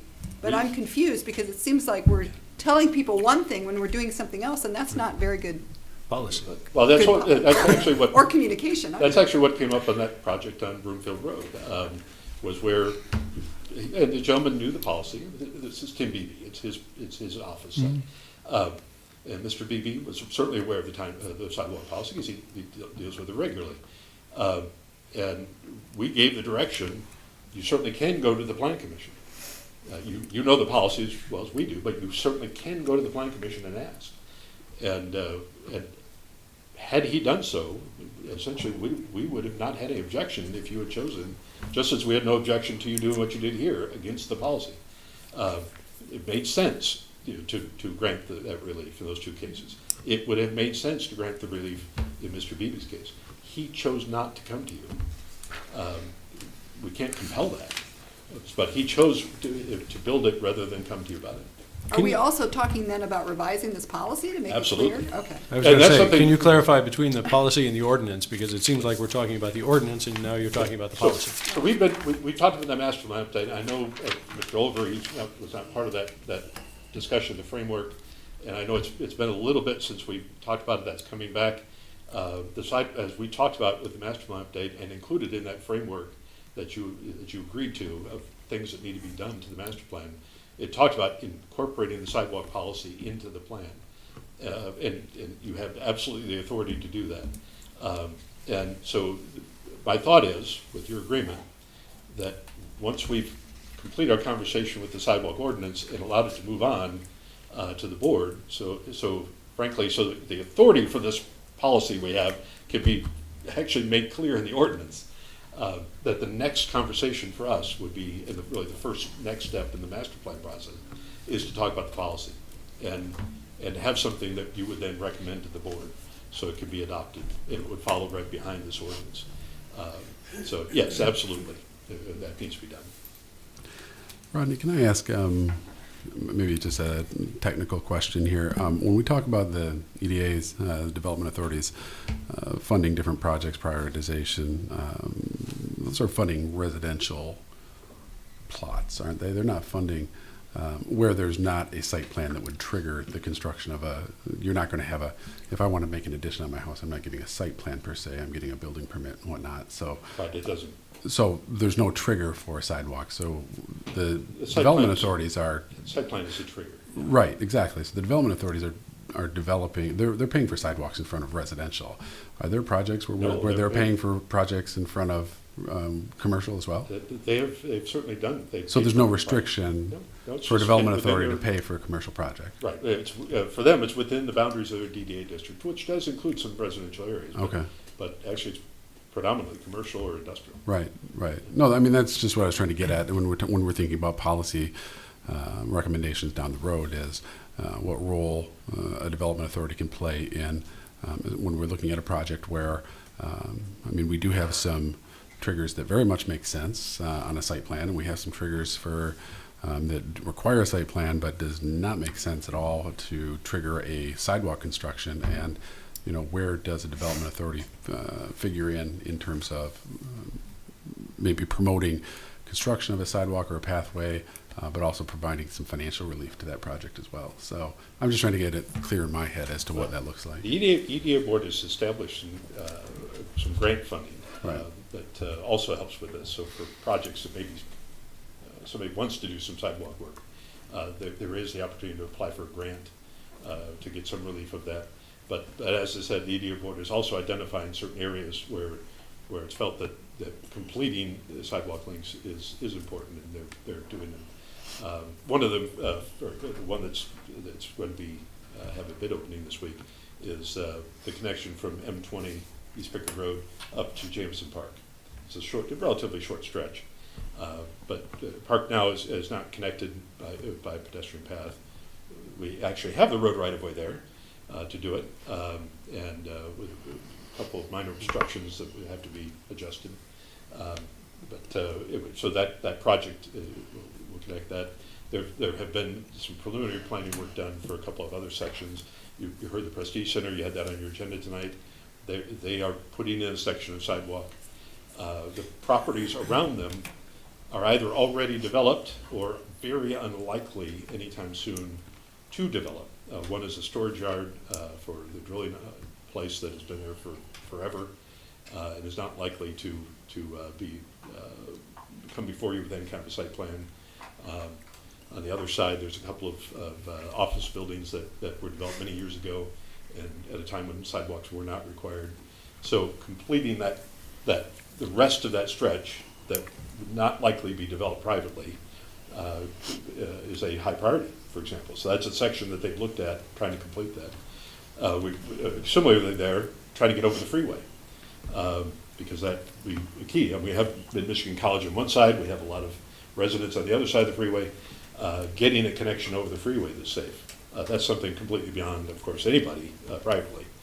So there have been some preliminary discussions, and we actually applied for a grant to do some engineering to try to get that done. We didn't get the grant, but that will apply for another one to try to build that. So those are public projects where they're putting their priorities. And similar things are happening with the general fund money. But as I said, the general in both cases, all these projects are based on Sidewalk and Pathway Committee recommendations. So, I'm going to suggest that we kind of bring our focus back to whether it makes sense to, what we want to do with this draft ordinance. We can recommend it to the Board of Trustees as is. We can recommend it with suggestions for modification. We can not recommend it. We can decide whether it makes sense to move forward with this right now. Personally, what I would like to see with this ordinance is if the staff could come back to us, and I mean, I get that there's a 1931 law that we can't supersede state law, so whether I agree with it or not doesn't have a bearing on it. It should be included in the ordinance just because it's state law. But what I would like to see is just a breakdown of what is essentially, taken from the zoning. Is it the Zoning Enabling Act? So Act 246 of 1931. Okay, so but is that all of? I mean, that's not all of what's in this ordinance here. I thought there was some. Item 4B is the section that is the state act. Is the remainder? I guess I'm. Is the remainder of the language that's here? It's not, the remainder of the language that's here is not the existing language that we may have, right? Correct? Item 4B is pretty much the state act. Right. So outside of item 4B, if you would like to make adjustments or recommend adjustments, that can be done. That section that really I would recommend that you simply give direction to the board that they may want to consider changing it. Right. But in terms of, as I said, normally what we do is if you have changes you would like to see in the ordinance before you recommend it, you identify that through some kind of a motion or consensus. We do it, we update it for you, and then you can recommend a clean ordinance document to the board. This particular one, 4B, that's something really. I get that. Yeah, I get that. I guess what I'm getting at is that we've had kind of a far-reaching, wide-ranging conversation about that has blended and blurred the line between what we're looking at recommending as ordinance, and then also what might be considered later as policy. What I would like to see is one more conversation about this to focus solely on the ordinance and to look at, hey, are there anything outside of 4B that we think we would like to make some recommendations or considerations for? Set aside the conversation about policy right now, and because I think we've just jumped all over the place. I'm not sure that I'm ready to make a recommendation for the entire ordinance tonight. So.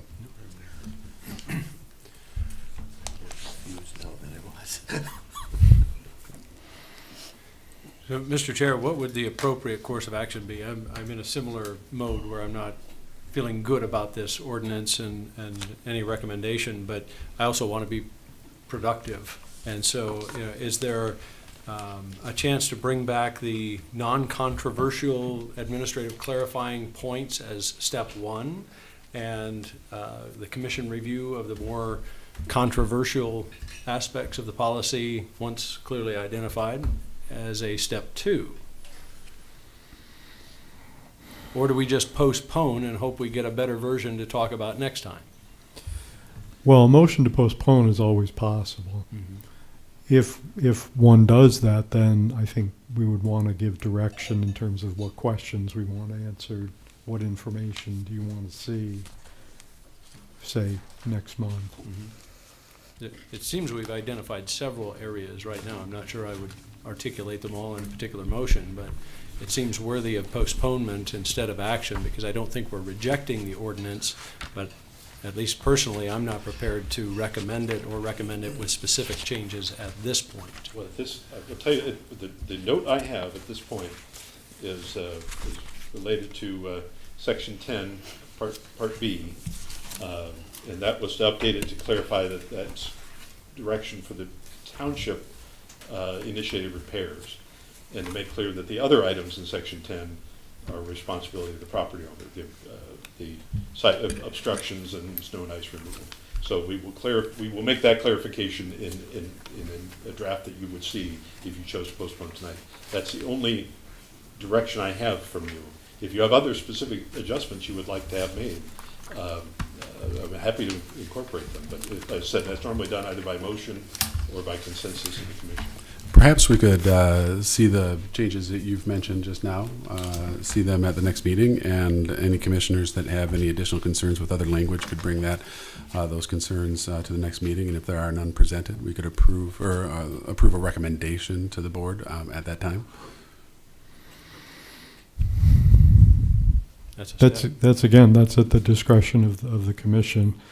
I mean, listening to the discussion, to me, I think the bigger concerns are over what's going to be in the policy.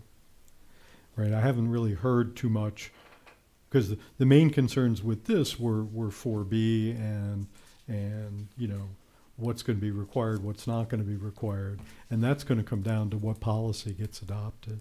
Well, I agree. I actually would like to see the language about the maintenance section, because if we remove language that says that it's a property owner's responsibility to do so, it would seem that we remove that language with the intention of saying that the township would pay for it, at least in time. And if the intention is the township is going to pay for maintenance and repair at any point that it deems it required, and it's not going to put any burden on the resident, then I'd like to see that in writing before we actually adopt. So my thought would be, and I'm just giving an idea of what this will look like, and I'm not trying to get this ordinance recommended tonight, but my thought would be is to actually separate item B out, make it its own section, to say township responsibility, or something to say township criteria for repairs, or criteria for township repairs, something like that, but make it its own section.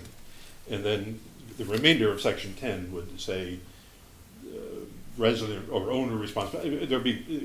That would make it clear that we have two separate things going on: township responsibility, other responsibility. I would just like to see that in writing before we recommend it. Absolutely. Yeah. So that will be done. That note, and it's an excellent clarification, and we'll make it. And as I said, if there are other items that the commission feels by consensus we'd like to have included, I'm happy to do that. The other thing I would recommend, with your agreement, or with the chair's agreement anyway, is we can certainly put the policy on the next agenda.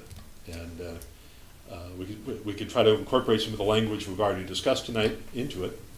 And if staff, we certainly have some ideas, including, frankly, that stretch of Broomfield Road that may be helpful for all concerned.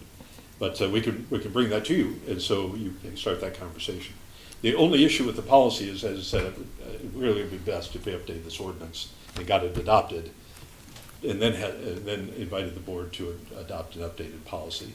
Simply because, as I said, right now, under the 2009 ordinance, that there's no enabling language to actually allow us to do what we're doing with the policy. So we might as well get the ordinance in place and then update it. But if you'd like, I can include the policy and put it on the agenda and give you a initial revised version that incorporates some of the things talked about tonight. The policy would be on like a separate sheet, not Separate agenda. intermingled. Yeah. The law, the policy, the ordinance. Yeah, exactly. Just as we did tonight, we had 2 agenda items from Prestige Center. We would have a sidewalk ordinance item, and then after that, we'd have a policy item, sidewalk policy item. So I'm going to make a motion to postpone until next month, to a point at which we can have amended language from township staff, as well as a last minute call or a last chance call for any commissioners who have additional concerns about other language, that we can do a final review next month. As separate to the motion, I would suggest that we have a standing item on our agenda when time permits to discuss sidewalks and pathway policy. Support. Okay, so there was a motion by Buckley as stated, it was a second by Over. So I'm going to interpret that as a request to have the policy on next month's agenda. Yes, and that's what I mean. Separate from the motion. Motion is just postpone. We'll review with the amended language. But in terms of the policy, I would like to see, whenever we have free space on our agenda, I'd like to see that as a standing item on our agenda until we can produce a policy. All right. The only thing go ahead. Can I just be clear?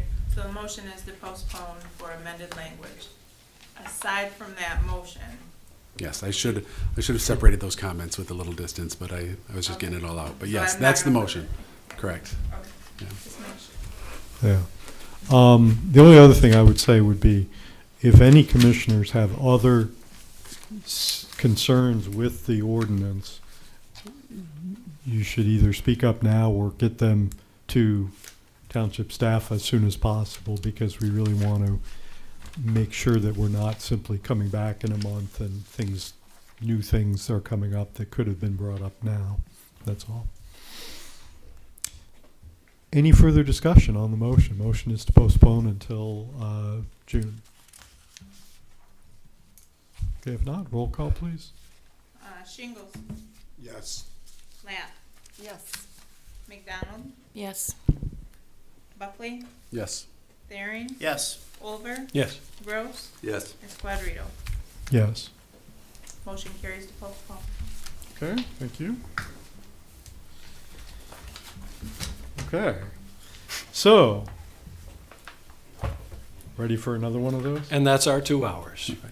Well, we'll see.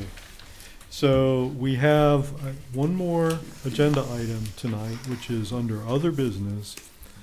If you remember, last month, we had a discussion about the private road ordinance. Is this the third meeting it's been at? Okay, so the third meeting. So a couple times we've discussed it. But so we have another draft of the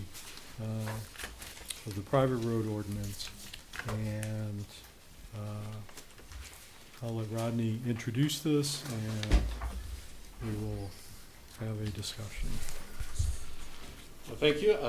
Yes, the documentation you have is the same documentation as you saw last month. There was extensive discussion, but there were no specific adjustments that the commission, as said by consensus or motion, asked us to make changes. So without that, we simply put the same information back in the packet again. So you have the April 8th ordinance document. A couple of updates. First of all, you have the public comments from Attorney J. David Kerr. And he's here tonight as well. And I'd like to make just a comment on that before into my introductory elements, but I did want to let you know that I was given the information, I learned that the Board of Trustees it is intended that this ordinance will be on their June 12th agenda for final consideration action, just to make you aware of that. So I would encourage you to take your action tonight, whatever you'd like to do, because especially if you have adjustments or changes to the ordinance, because that is the intent at this point, is to include the item on their June 12th agenda. Just I want to comment on Mr. Kerr. First of all, I noted in my report that's in your packet. I deeply appreciate Mr. Kerr's meeting with me and the comments he gave earlier, and those comments are reflected in this April 8th draft, as noted in the staff report. They were very helpful changes from his observations. His comments this evening, I just want to bring up a couple of items. One is he comments about existing private roads. On the second page of his comment, he makes a recommendation that Section 4, which is the language that sets standards for existing private roads, be deleted. This Section 4, which is on page 106, wrapping over to 107. This section establishes essentially two standards. It establishes a minimum width of that road, gravel surface, a minimum of 20 feet wide, and a minimum clear span height of 15 feet where there's no obstructions. And those two standards, as it notes in that section, are public safety related. They're basically to ensure that a fire truck or other emergency equipment can get down that road in the event of an emergency. And frankly, without blocking traffic, that's the reason for the 20-foot width, is to allow a lane for people to get out, even when the fire truck is in the road. This is not a zoning ordinance. And because it is not a zoning ordinance, there is no grandfathering. There is no legal nonconforming, the kind of we're used to in the zoning ordinance. We have legal nonconforming uses, structures, things that were built before the current ordinance that were in some way made illegal by the current ordinance because they're in a setback or it's a residential use in the commercial zoning district. Under zoning, under State Zoning Act and under our zoning ordinance, those are protected. They are grandfathered in, is the common term, and allowed to remain there as long as they stay there forever. Once they cease, once that building is destroyed or the land use ceases, then that legal nonconformity, that protected activity ends. But under zoning, it is protected. Outside of the zoning ordinance, there is no protection like that. And so, just as we just talked about with the 2009 sidewalk ordinance, that sidewalk ordinance applies generally across the entire township, requires every property to have a sidewalk. And so there's some language we're proposing to do to try to adjust that a little bit, but nonetheless, there is no non-conforming situation in a general ordinance. And it's the same with the private road ordinance, which is also a general ordinance. And so what we proposed to do was to include Section 4, which is a new section, that establishes the standards that apply to an existing road. These standards, and that's what the section says. These standards apply. For example, all the standards in the table that comes up a few sections later, starting page 113, that apply to new roads, these standards don't apply to existing roads. As long as they're just simply, nothing's being done to them, none of this applies. And the reason we did that is because otherwise, frankly, every single private road in the township that did not meet the standards in that table would have to meet them. They're not non-conforming. They are illegal and technically would be required to be fixed or they're in violation of that ordinance. So what we did is by putting Section 4 in is establish a specific, very limited set of standards for those existing roads. If we delete it, we delete that protection, actually, for those existing roads. So I do not recommend that you take Mr. Kerr's advice on that particular item, because Section 4 is all about protecting existing roads, not trying to regulate them, only to ensure that public safety is protected for those that live on those roads at that very minimum level. Was it not suggested at the last meeting that the staff was not aware of any current private roads that would be affected by the change of policy? There are no private roads that violate Section 4. There are private roads, absolutely, that would not meet the standard that would apply to a new road. But what we were talking about was Section 4. And so if we delete Section 4, all of a sudden they are then bound by those higher standards that apply to a new road. And we frankly do not want to do that. That's why Section 4 is there, is to essentially allow the existing roads continue as they were built, maintain them to that basic standard they are right now, to ensure that a fire truck can get down there in the event of an emergency. Rodney, So that's that element. I'm sorry, but just one other item with Mr. Kerr's comments. Mr. Kerr included some graphics here, and he actually showed me similar graphics when we met. He mentions here some concerns about the business of lots adjoining or adjacent to and accessing.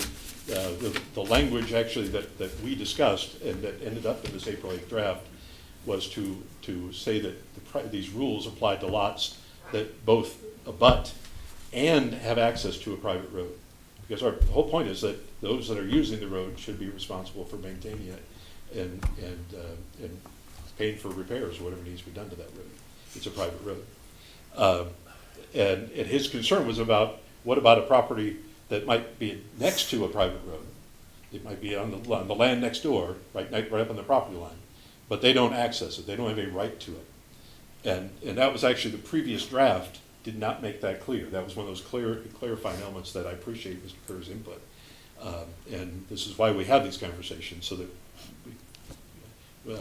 more brains working on something, we get a better result. So in his comments, he's still concerned about that both abutting and have access to. But his drawings actually don't.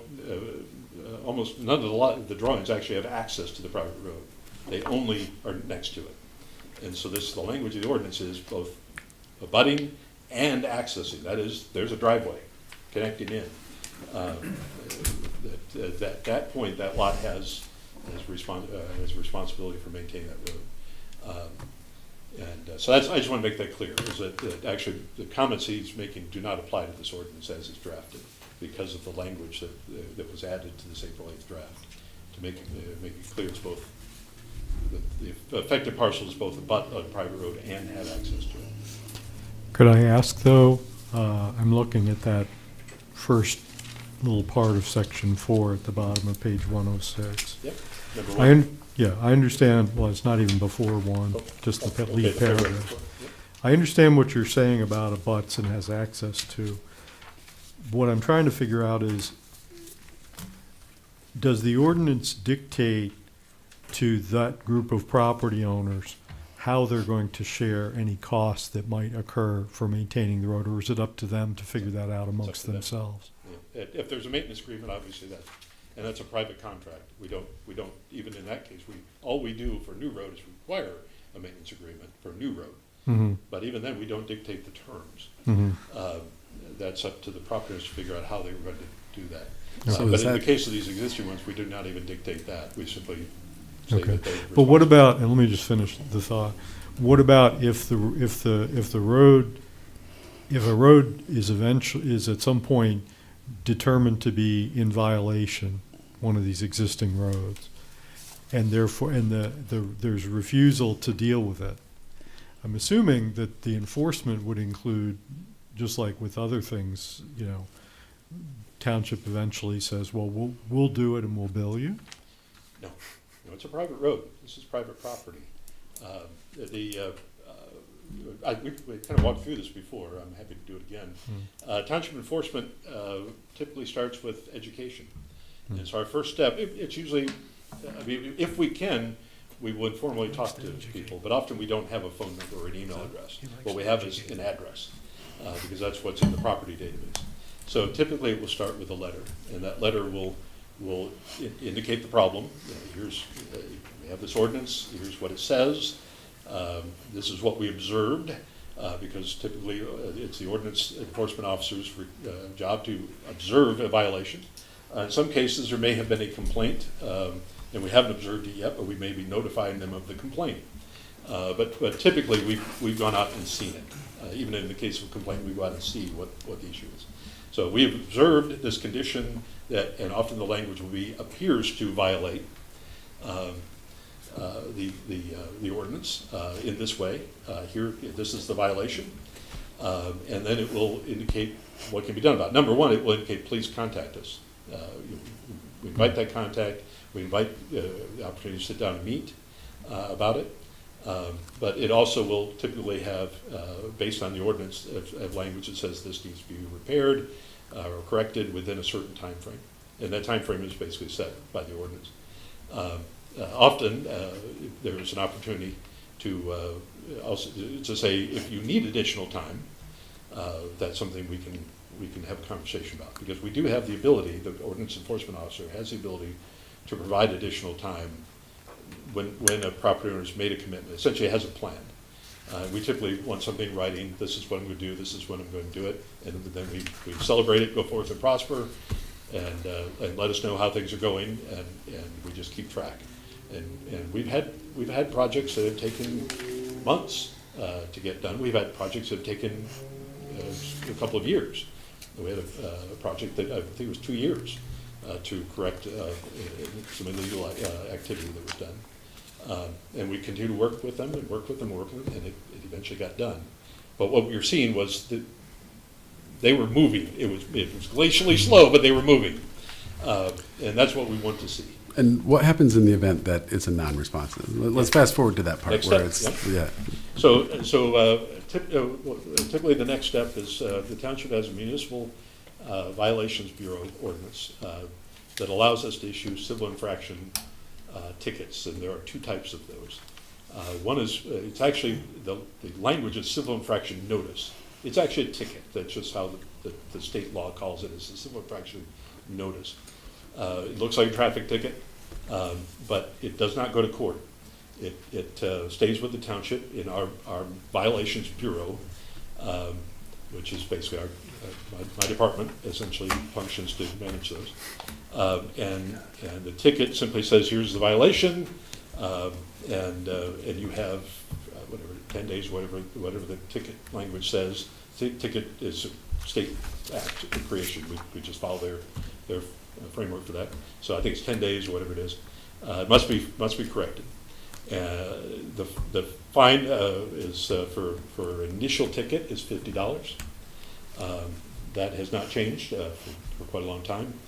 And essentially the violator has three choices. They can correct the problem and return the ticket and just note they are not responsible for the violation, which if they have corrected the problem, we will agree with that. If they don't pay the fine, and we close the book. They can not pay the fine and say they're not responsible and say why. Maybe they say, well, this is not a violation and this is why, and give an explanation. And then again, it would be up to the ordinance officer to look at that. That also ends that ticket process, but it could also end the violation process if they give additional information and say, well, this is why it's not a violation, something we were not aware of or whatever, and somehow didn't know. So anyway, that ends the process for that ticket. And the third way is they can pay the fine and not fix it. If the violation is not fixed, not corrected, a second ticket will typically be issued. Typically try to give them a warning again before we issue another ticket. But we will issue a second ticket. The Is that fine escalating in price? Second ticket is $100. Right, $100? Yeah. By the way, the third ticket is I think $250, and I think the fourth, if we actually get that far, is $400. This is all in the township's fee schedule. It's online. Most folks we found either pay or not pay that $50 ticket, but they correct the problem. we found that $50 initial ticket to be very effective in solving issues that could not be solved through the informal education notice process. So what happens when we reach an impasse? Let's say the cost of repair is $10,000, not $50, and I can pay a ticket for a long time before I spend $10,000. Excellent. And I say I'm just not going to fix it. Excellent question, because that's the next step. The next step is legal action. The next step is to turn the matter over to the township attorney. If you notice in our report, we have a case of that that has not yet been turned over to the attorney, but will be shortly. And it's referenced in the report. So yeah, it's turned over to the attorney, and typically the attorney will try one more time, strongly worded letter from an attorney, let him know that the next step is going to end up in circuit court with a lawsuit. That sometimes moves people that didn't move otherwise. But essentially, if that doesn't work, then we'd be looking at a lawsuit.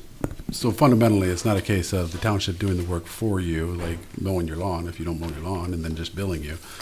It's a case of if you refuse to take action, the township will eventually take a civil action against you to and the seek judge that. can make whatever order they choose, And which if may there's include the township doing the work, Right. and billing back. And if But there's a that's dispute, court action. if there's a dispute between who shares the costs, then that's a separate civil action they take on their own.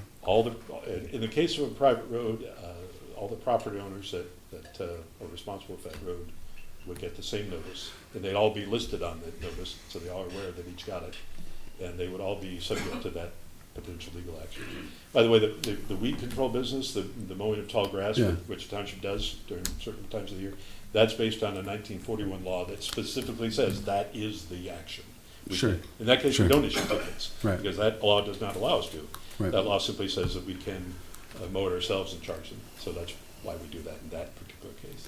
So I don't want to overstep my bounds here because I was not here last month for the conversation. I am just curious as to what the rationale is. If my understanding is correct, that when we talk about Section 4.0, which I'm not interested in eliminating, I don't think we should have any roads that cannot be traveled by emergency vehicles.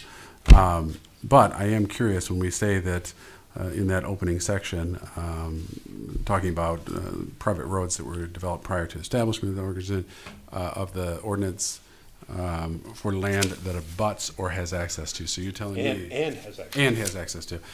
Oh, so it's and. It's not or. Okay. No, the word is. The word is or. The word in the ordinance that I'm reading the says word is and. Yeah, caution the public to refrain from commenting, but the So there's the a revised clarification. version is and. The clarification right there is that it's and. It joins them. It's not a if I have land that abuts something that I'm not using or accessing, I'm not liable for that. Okay, so that clears up that question for me. My only other question about this is, and whether or not this is appropriate to have in an ordinance or whether it's appropriate to have as something separate, maybe in the form of a policy or something.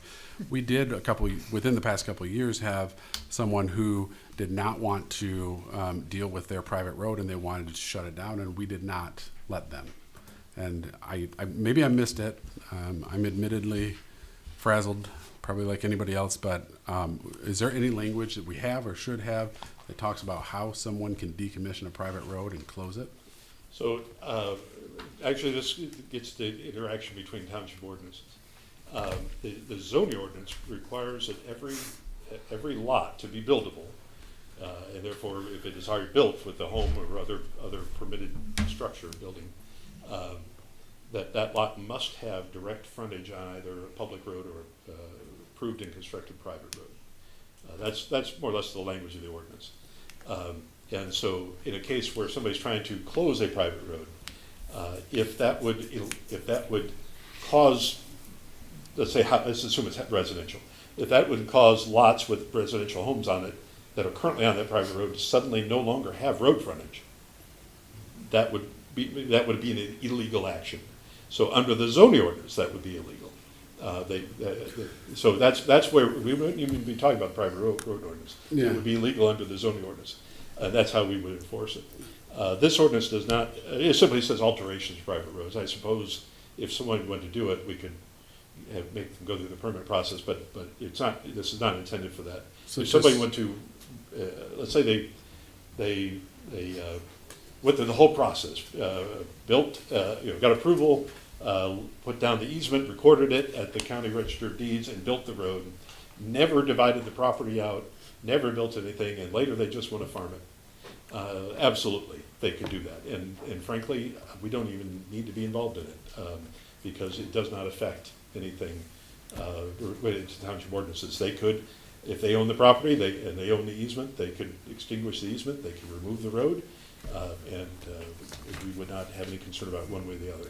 So essentially, if I'm a landowner and I subdivided a portion of my land and provided easement for a private road into that subdivision, I'm the gateway. My property is the gateway to that, and I can't simply close that private road. So I sure as heck better have an agreement with the property owners for maintenance of that, because if I choose to shut it down, or if I want to shut it down, I'm essentially taking my own civil action in court. Yeah.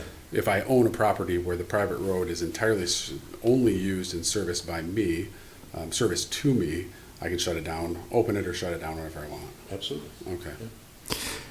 The case we looked at, though, I was trying to remember it, but didn't it come down to something along the lines of the person wasn't really using the road for themselves anymore, but it was judged to be useful in Paramedics. Yeah, in response to Because stuff.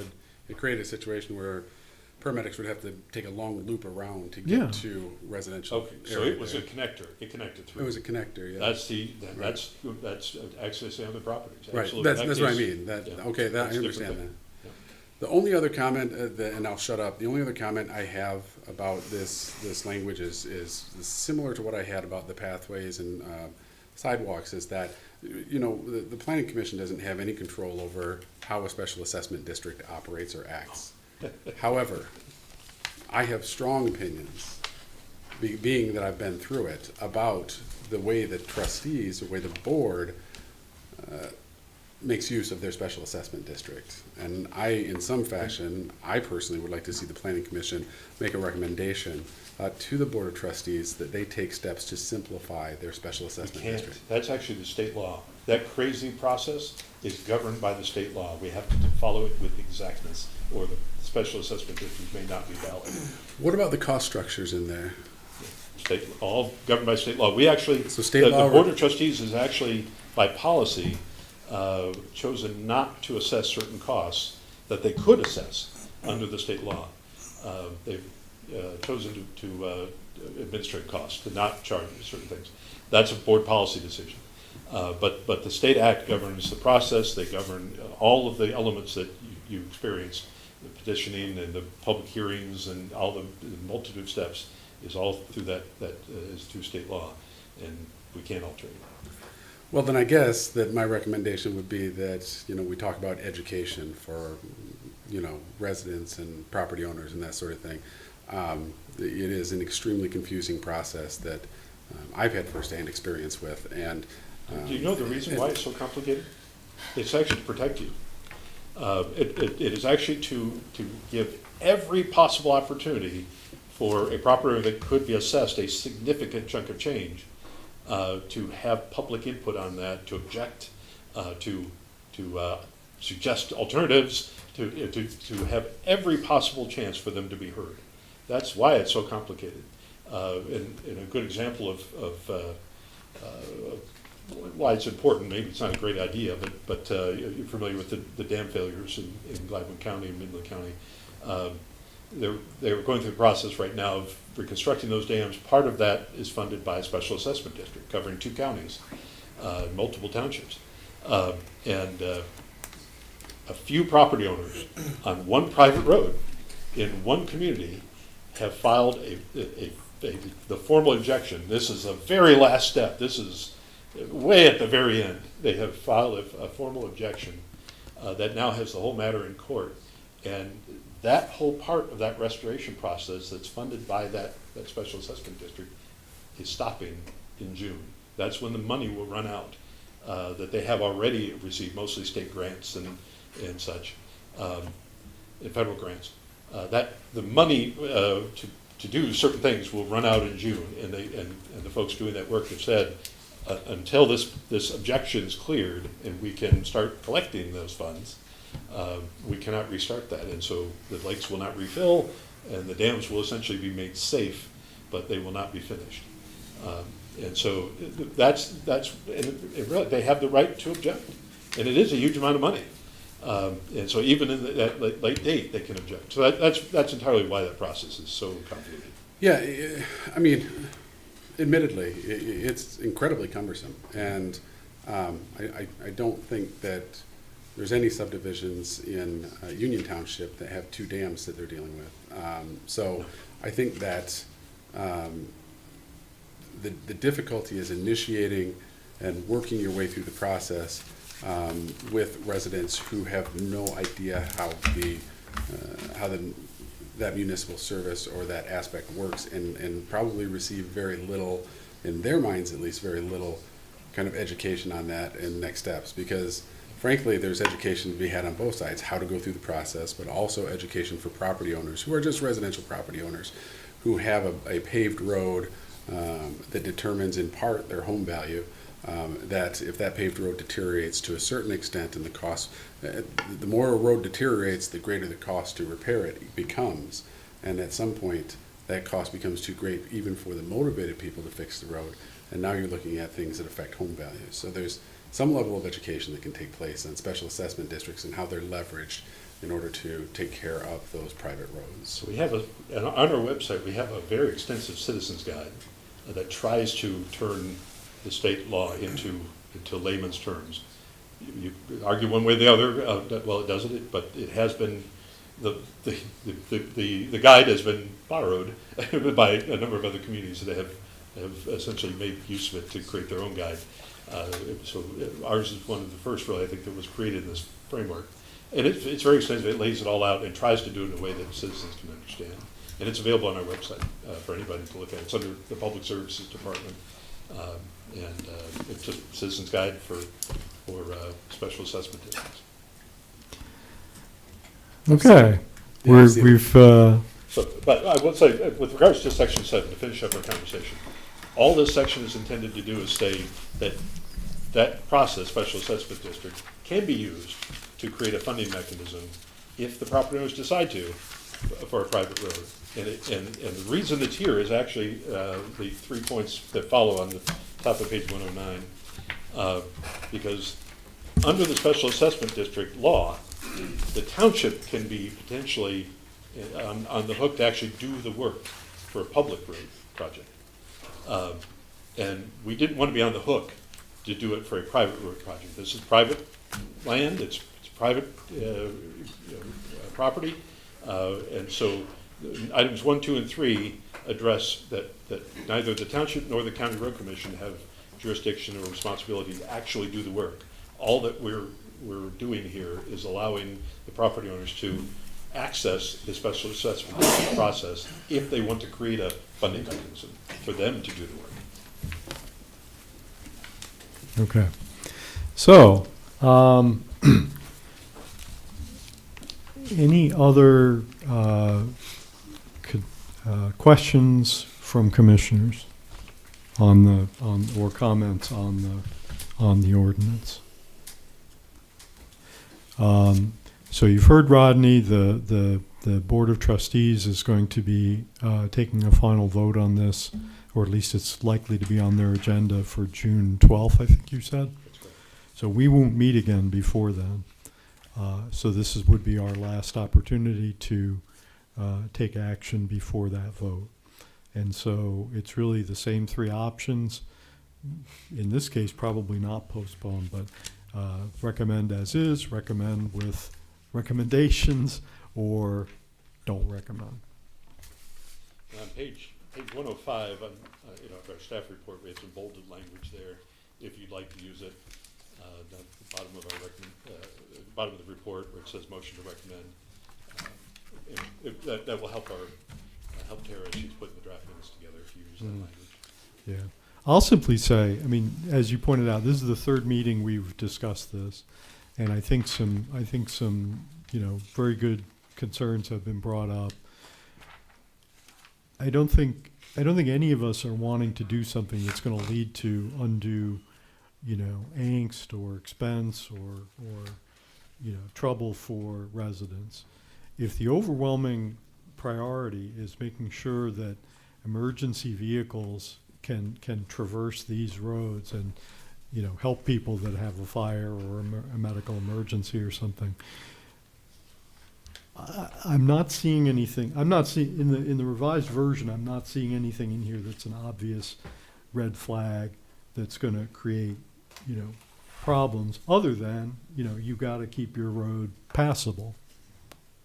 I mean, that's, and I guess I would go further and say, with any ordinance, the way you're gonna find out if there's a problem is by something happening. Somebody comes in with some issue that wasn't anticipated. You do your best to try to anticipate those issues, but at the end of the day, I don't think everything can be anticipated. Anyway. Is there an opportunity to hear from Mr. Kerr before the commission takes action? He's been in contact with Rodney. He submitted a letter. It's not a public hearing. If it's the consensus of the commission, we can let him speak. It's up to you all.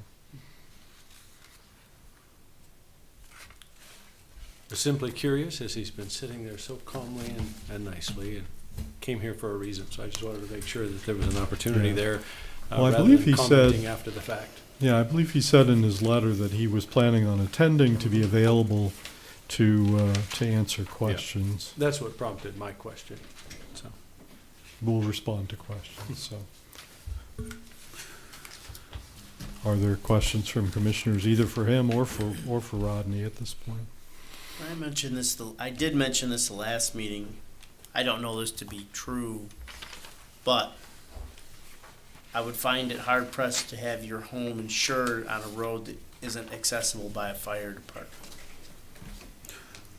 I would take it a step further and say that the township failed to enforce or any requirements that road be maintained in a 50-ton engine, which I've ridden in many times, to a fire scene, tips over because the road fails, then the township could potentially be named as a defendant when the eventual lawsuit comes in. So I think the township has more to lose by not enforcing basic requirements for emergency access. So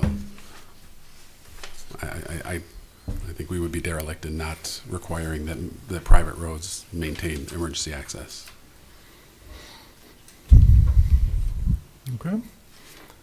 So we can have a motion if someone is so moved.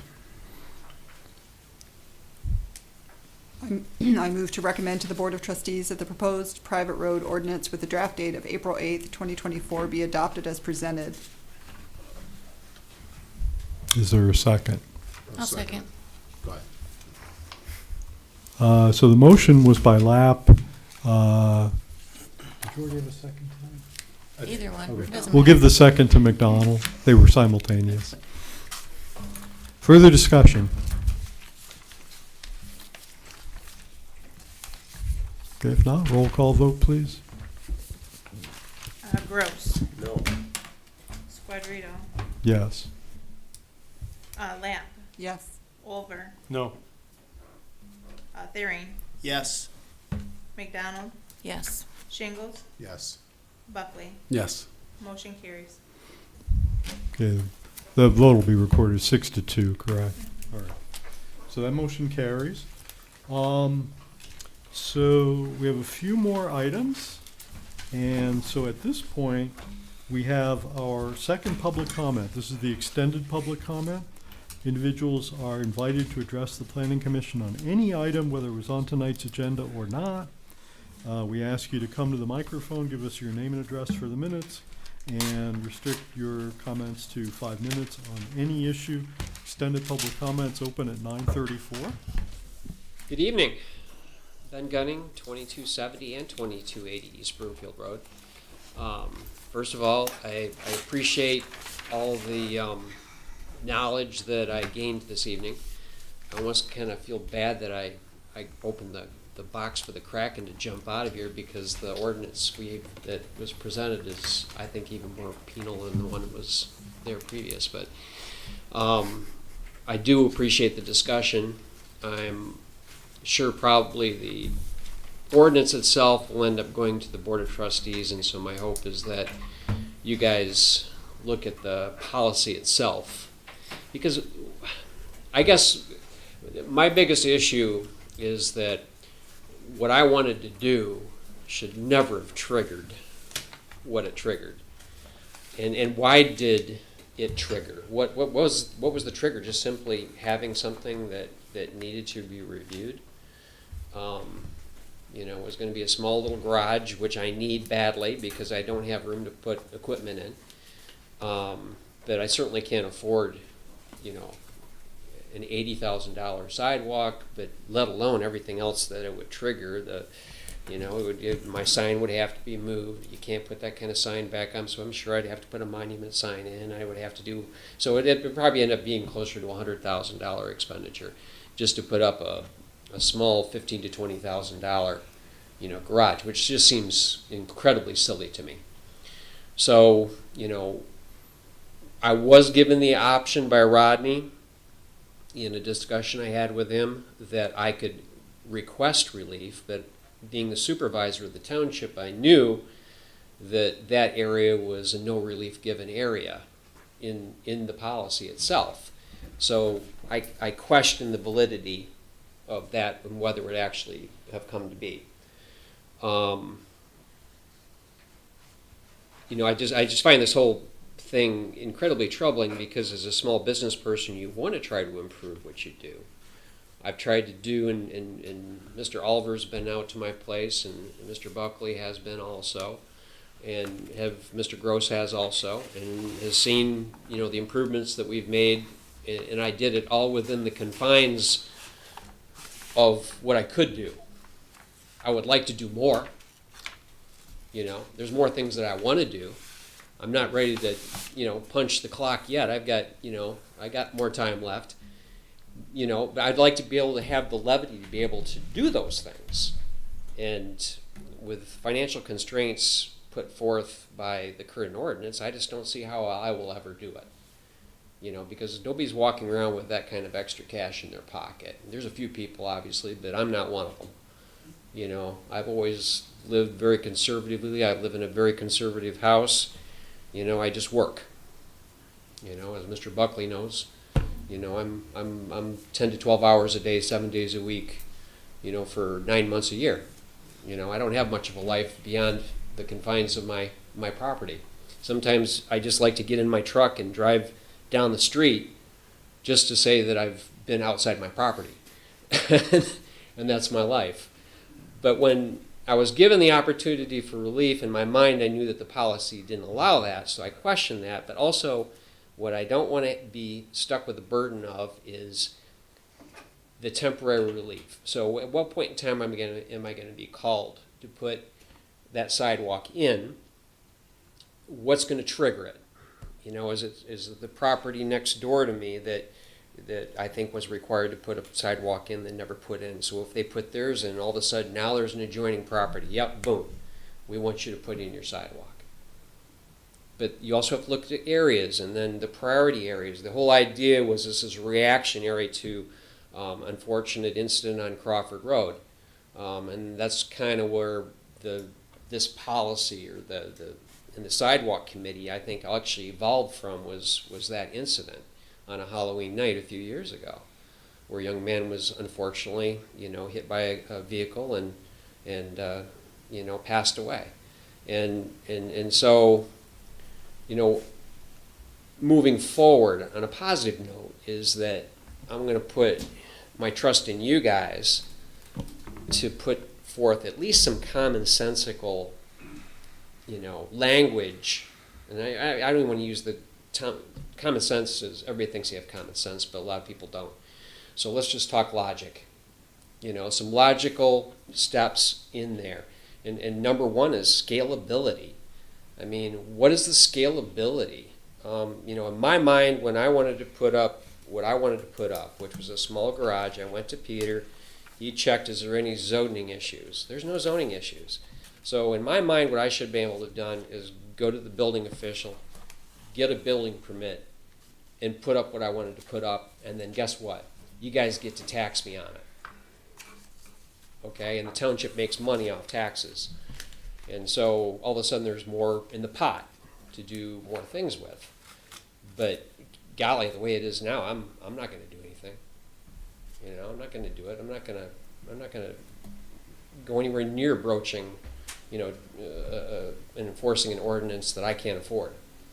So anyways, I'm gonna leave it up to you guys. I am gonna be monitoring, and unfortunately I'm gonna be, as Mr. Squattrito knows, because this happened before, I'm gonna be like the little gnat. I'm gonna be at all your meetings. And so, you know, until this gets resolved, and I'm gonna speak my mind until then. So, thank you. Thank you. Other public comments? Or at least this part is public. Had I been given an opportunity to speak, I would have said that in number 1 on the ordinance, I would just have that read, existing private roads without a recorded maintenance agreement or developed prior to the establishment of this ordinance shall be maintained by those owners, and then strike out owners of land abutting to, and just accessing the road. Mr. Nanny is wrong, but it would be good to have an ordinance that says everything in the township is fine now. There are no violations of roads, so that you got a nice starting point, and you're not going to be hurting people that this ordinance will hurt. I'd like to see the township be what it was. I've been here for 55 years, and I thought the township was sensible in what it did. It was not following the city of Mount Pleasant examples, whereby the development is cannabis, bars. This township has followed common sense while I've been here, and I've been proud of it. And I'd like you to think about continuing. The city of Mount Pleasant has 34.4% of the people below the poverty line. Union Township has 19.2% below the poverty line. Maybe that's because of policy that your prior people have looked at, and looked at the consequences of actions.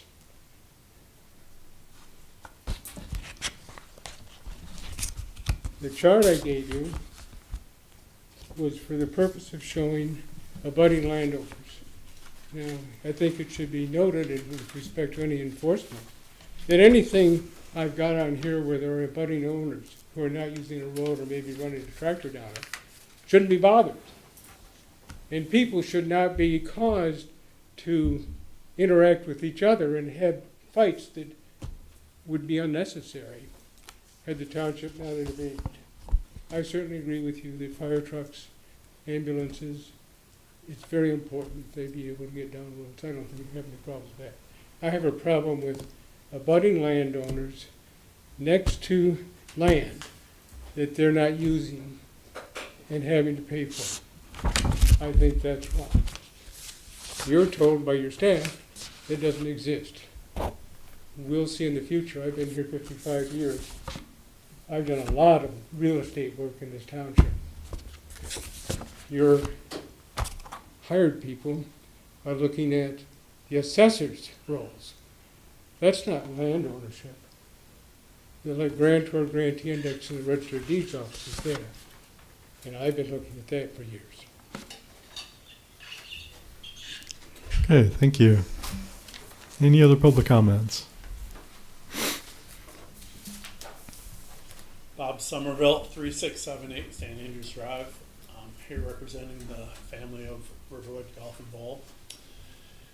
And yeah, that was a big discussion earlier on the sidewalk ordinance. And if you went to the dictionary and looked up the meaning of the word sidewalk, it would start with an urban pathway that is paved along the roadside. And I guess the operative word there is urban, you know. Like Peter mentioned, we're a rural township, and we're in a rural part of a rural township. And we would like to see the sidewalk ordinances really tread lightly in that part of town. Like the battles that Ben just went through, we've had many discussion about projects at our property, and the trigger mechanism, you know, pulling a permit or a site plan, that trigger right there is really a disincentive for a small business. I mean, number one, at Riverwood, we have a huge expense on that front footage along Broomfield. We've got ponds and driveways and driving ranges, and putting in a sidewalk there is really cost prohibitive. And then throw in the maintenance and the insurance and lawsuits that are followed because of a potential accident on there. It's just a really severe burden on a small business. And we would like to see going forward that the township tread really lightly with the sidewalk policy in Union Township. Thanks for hearing me out. Thank you. Did you get Mr. Kerr's name and address for the minutes? I grabbed it off his letter. The latter, okay. Any other public comments? I assume we no longer have anybody in our boardroom. Okay. All right. Well, we thank the public for their comments. Appreciate them hanging around to do that. We'll go ahead and close public comment at 9:46. Any final comments from board members? Ready for Memorial Day weekend, people? Here, here. All right. So we've completed our agenda, so we'll stand in adjournment until our June meeting. So thanks everybody very much.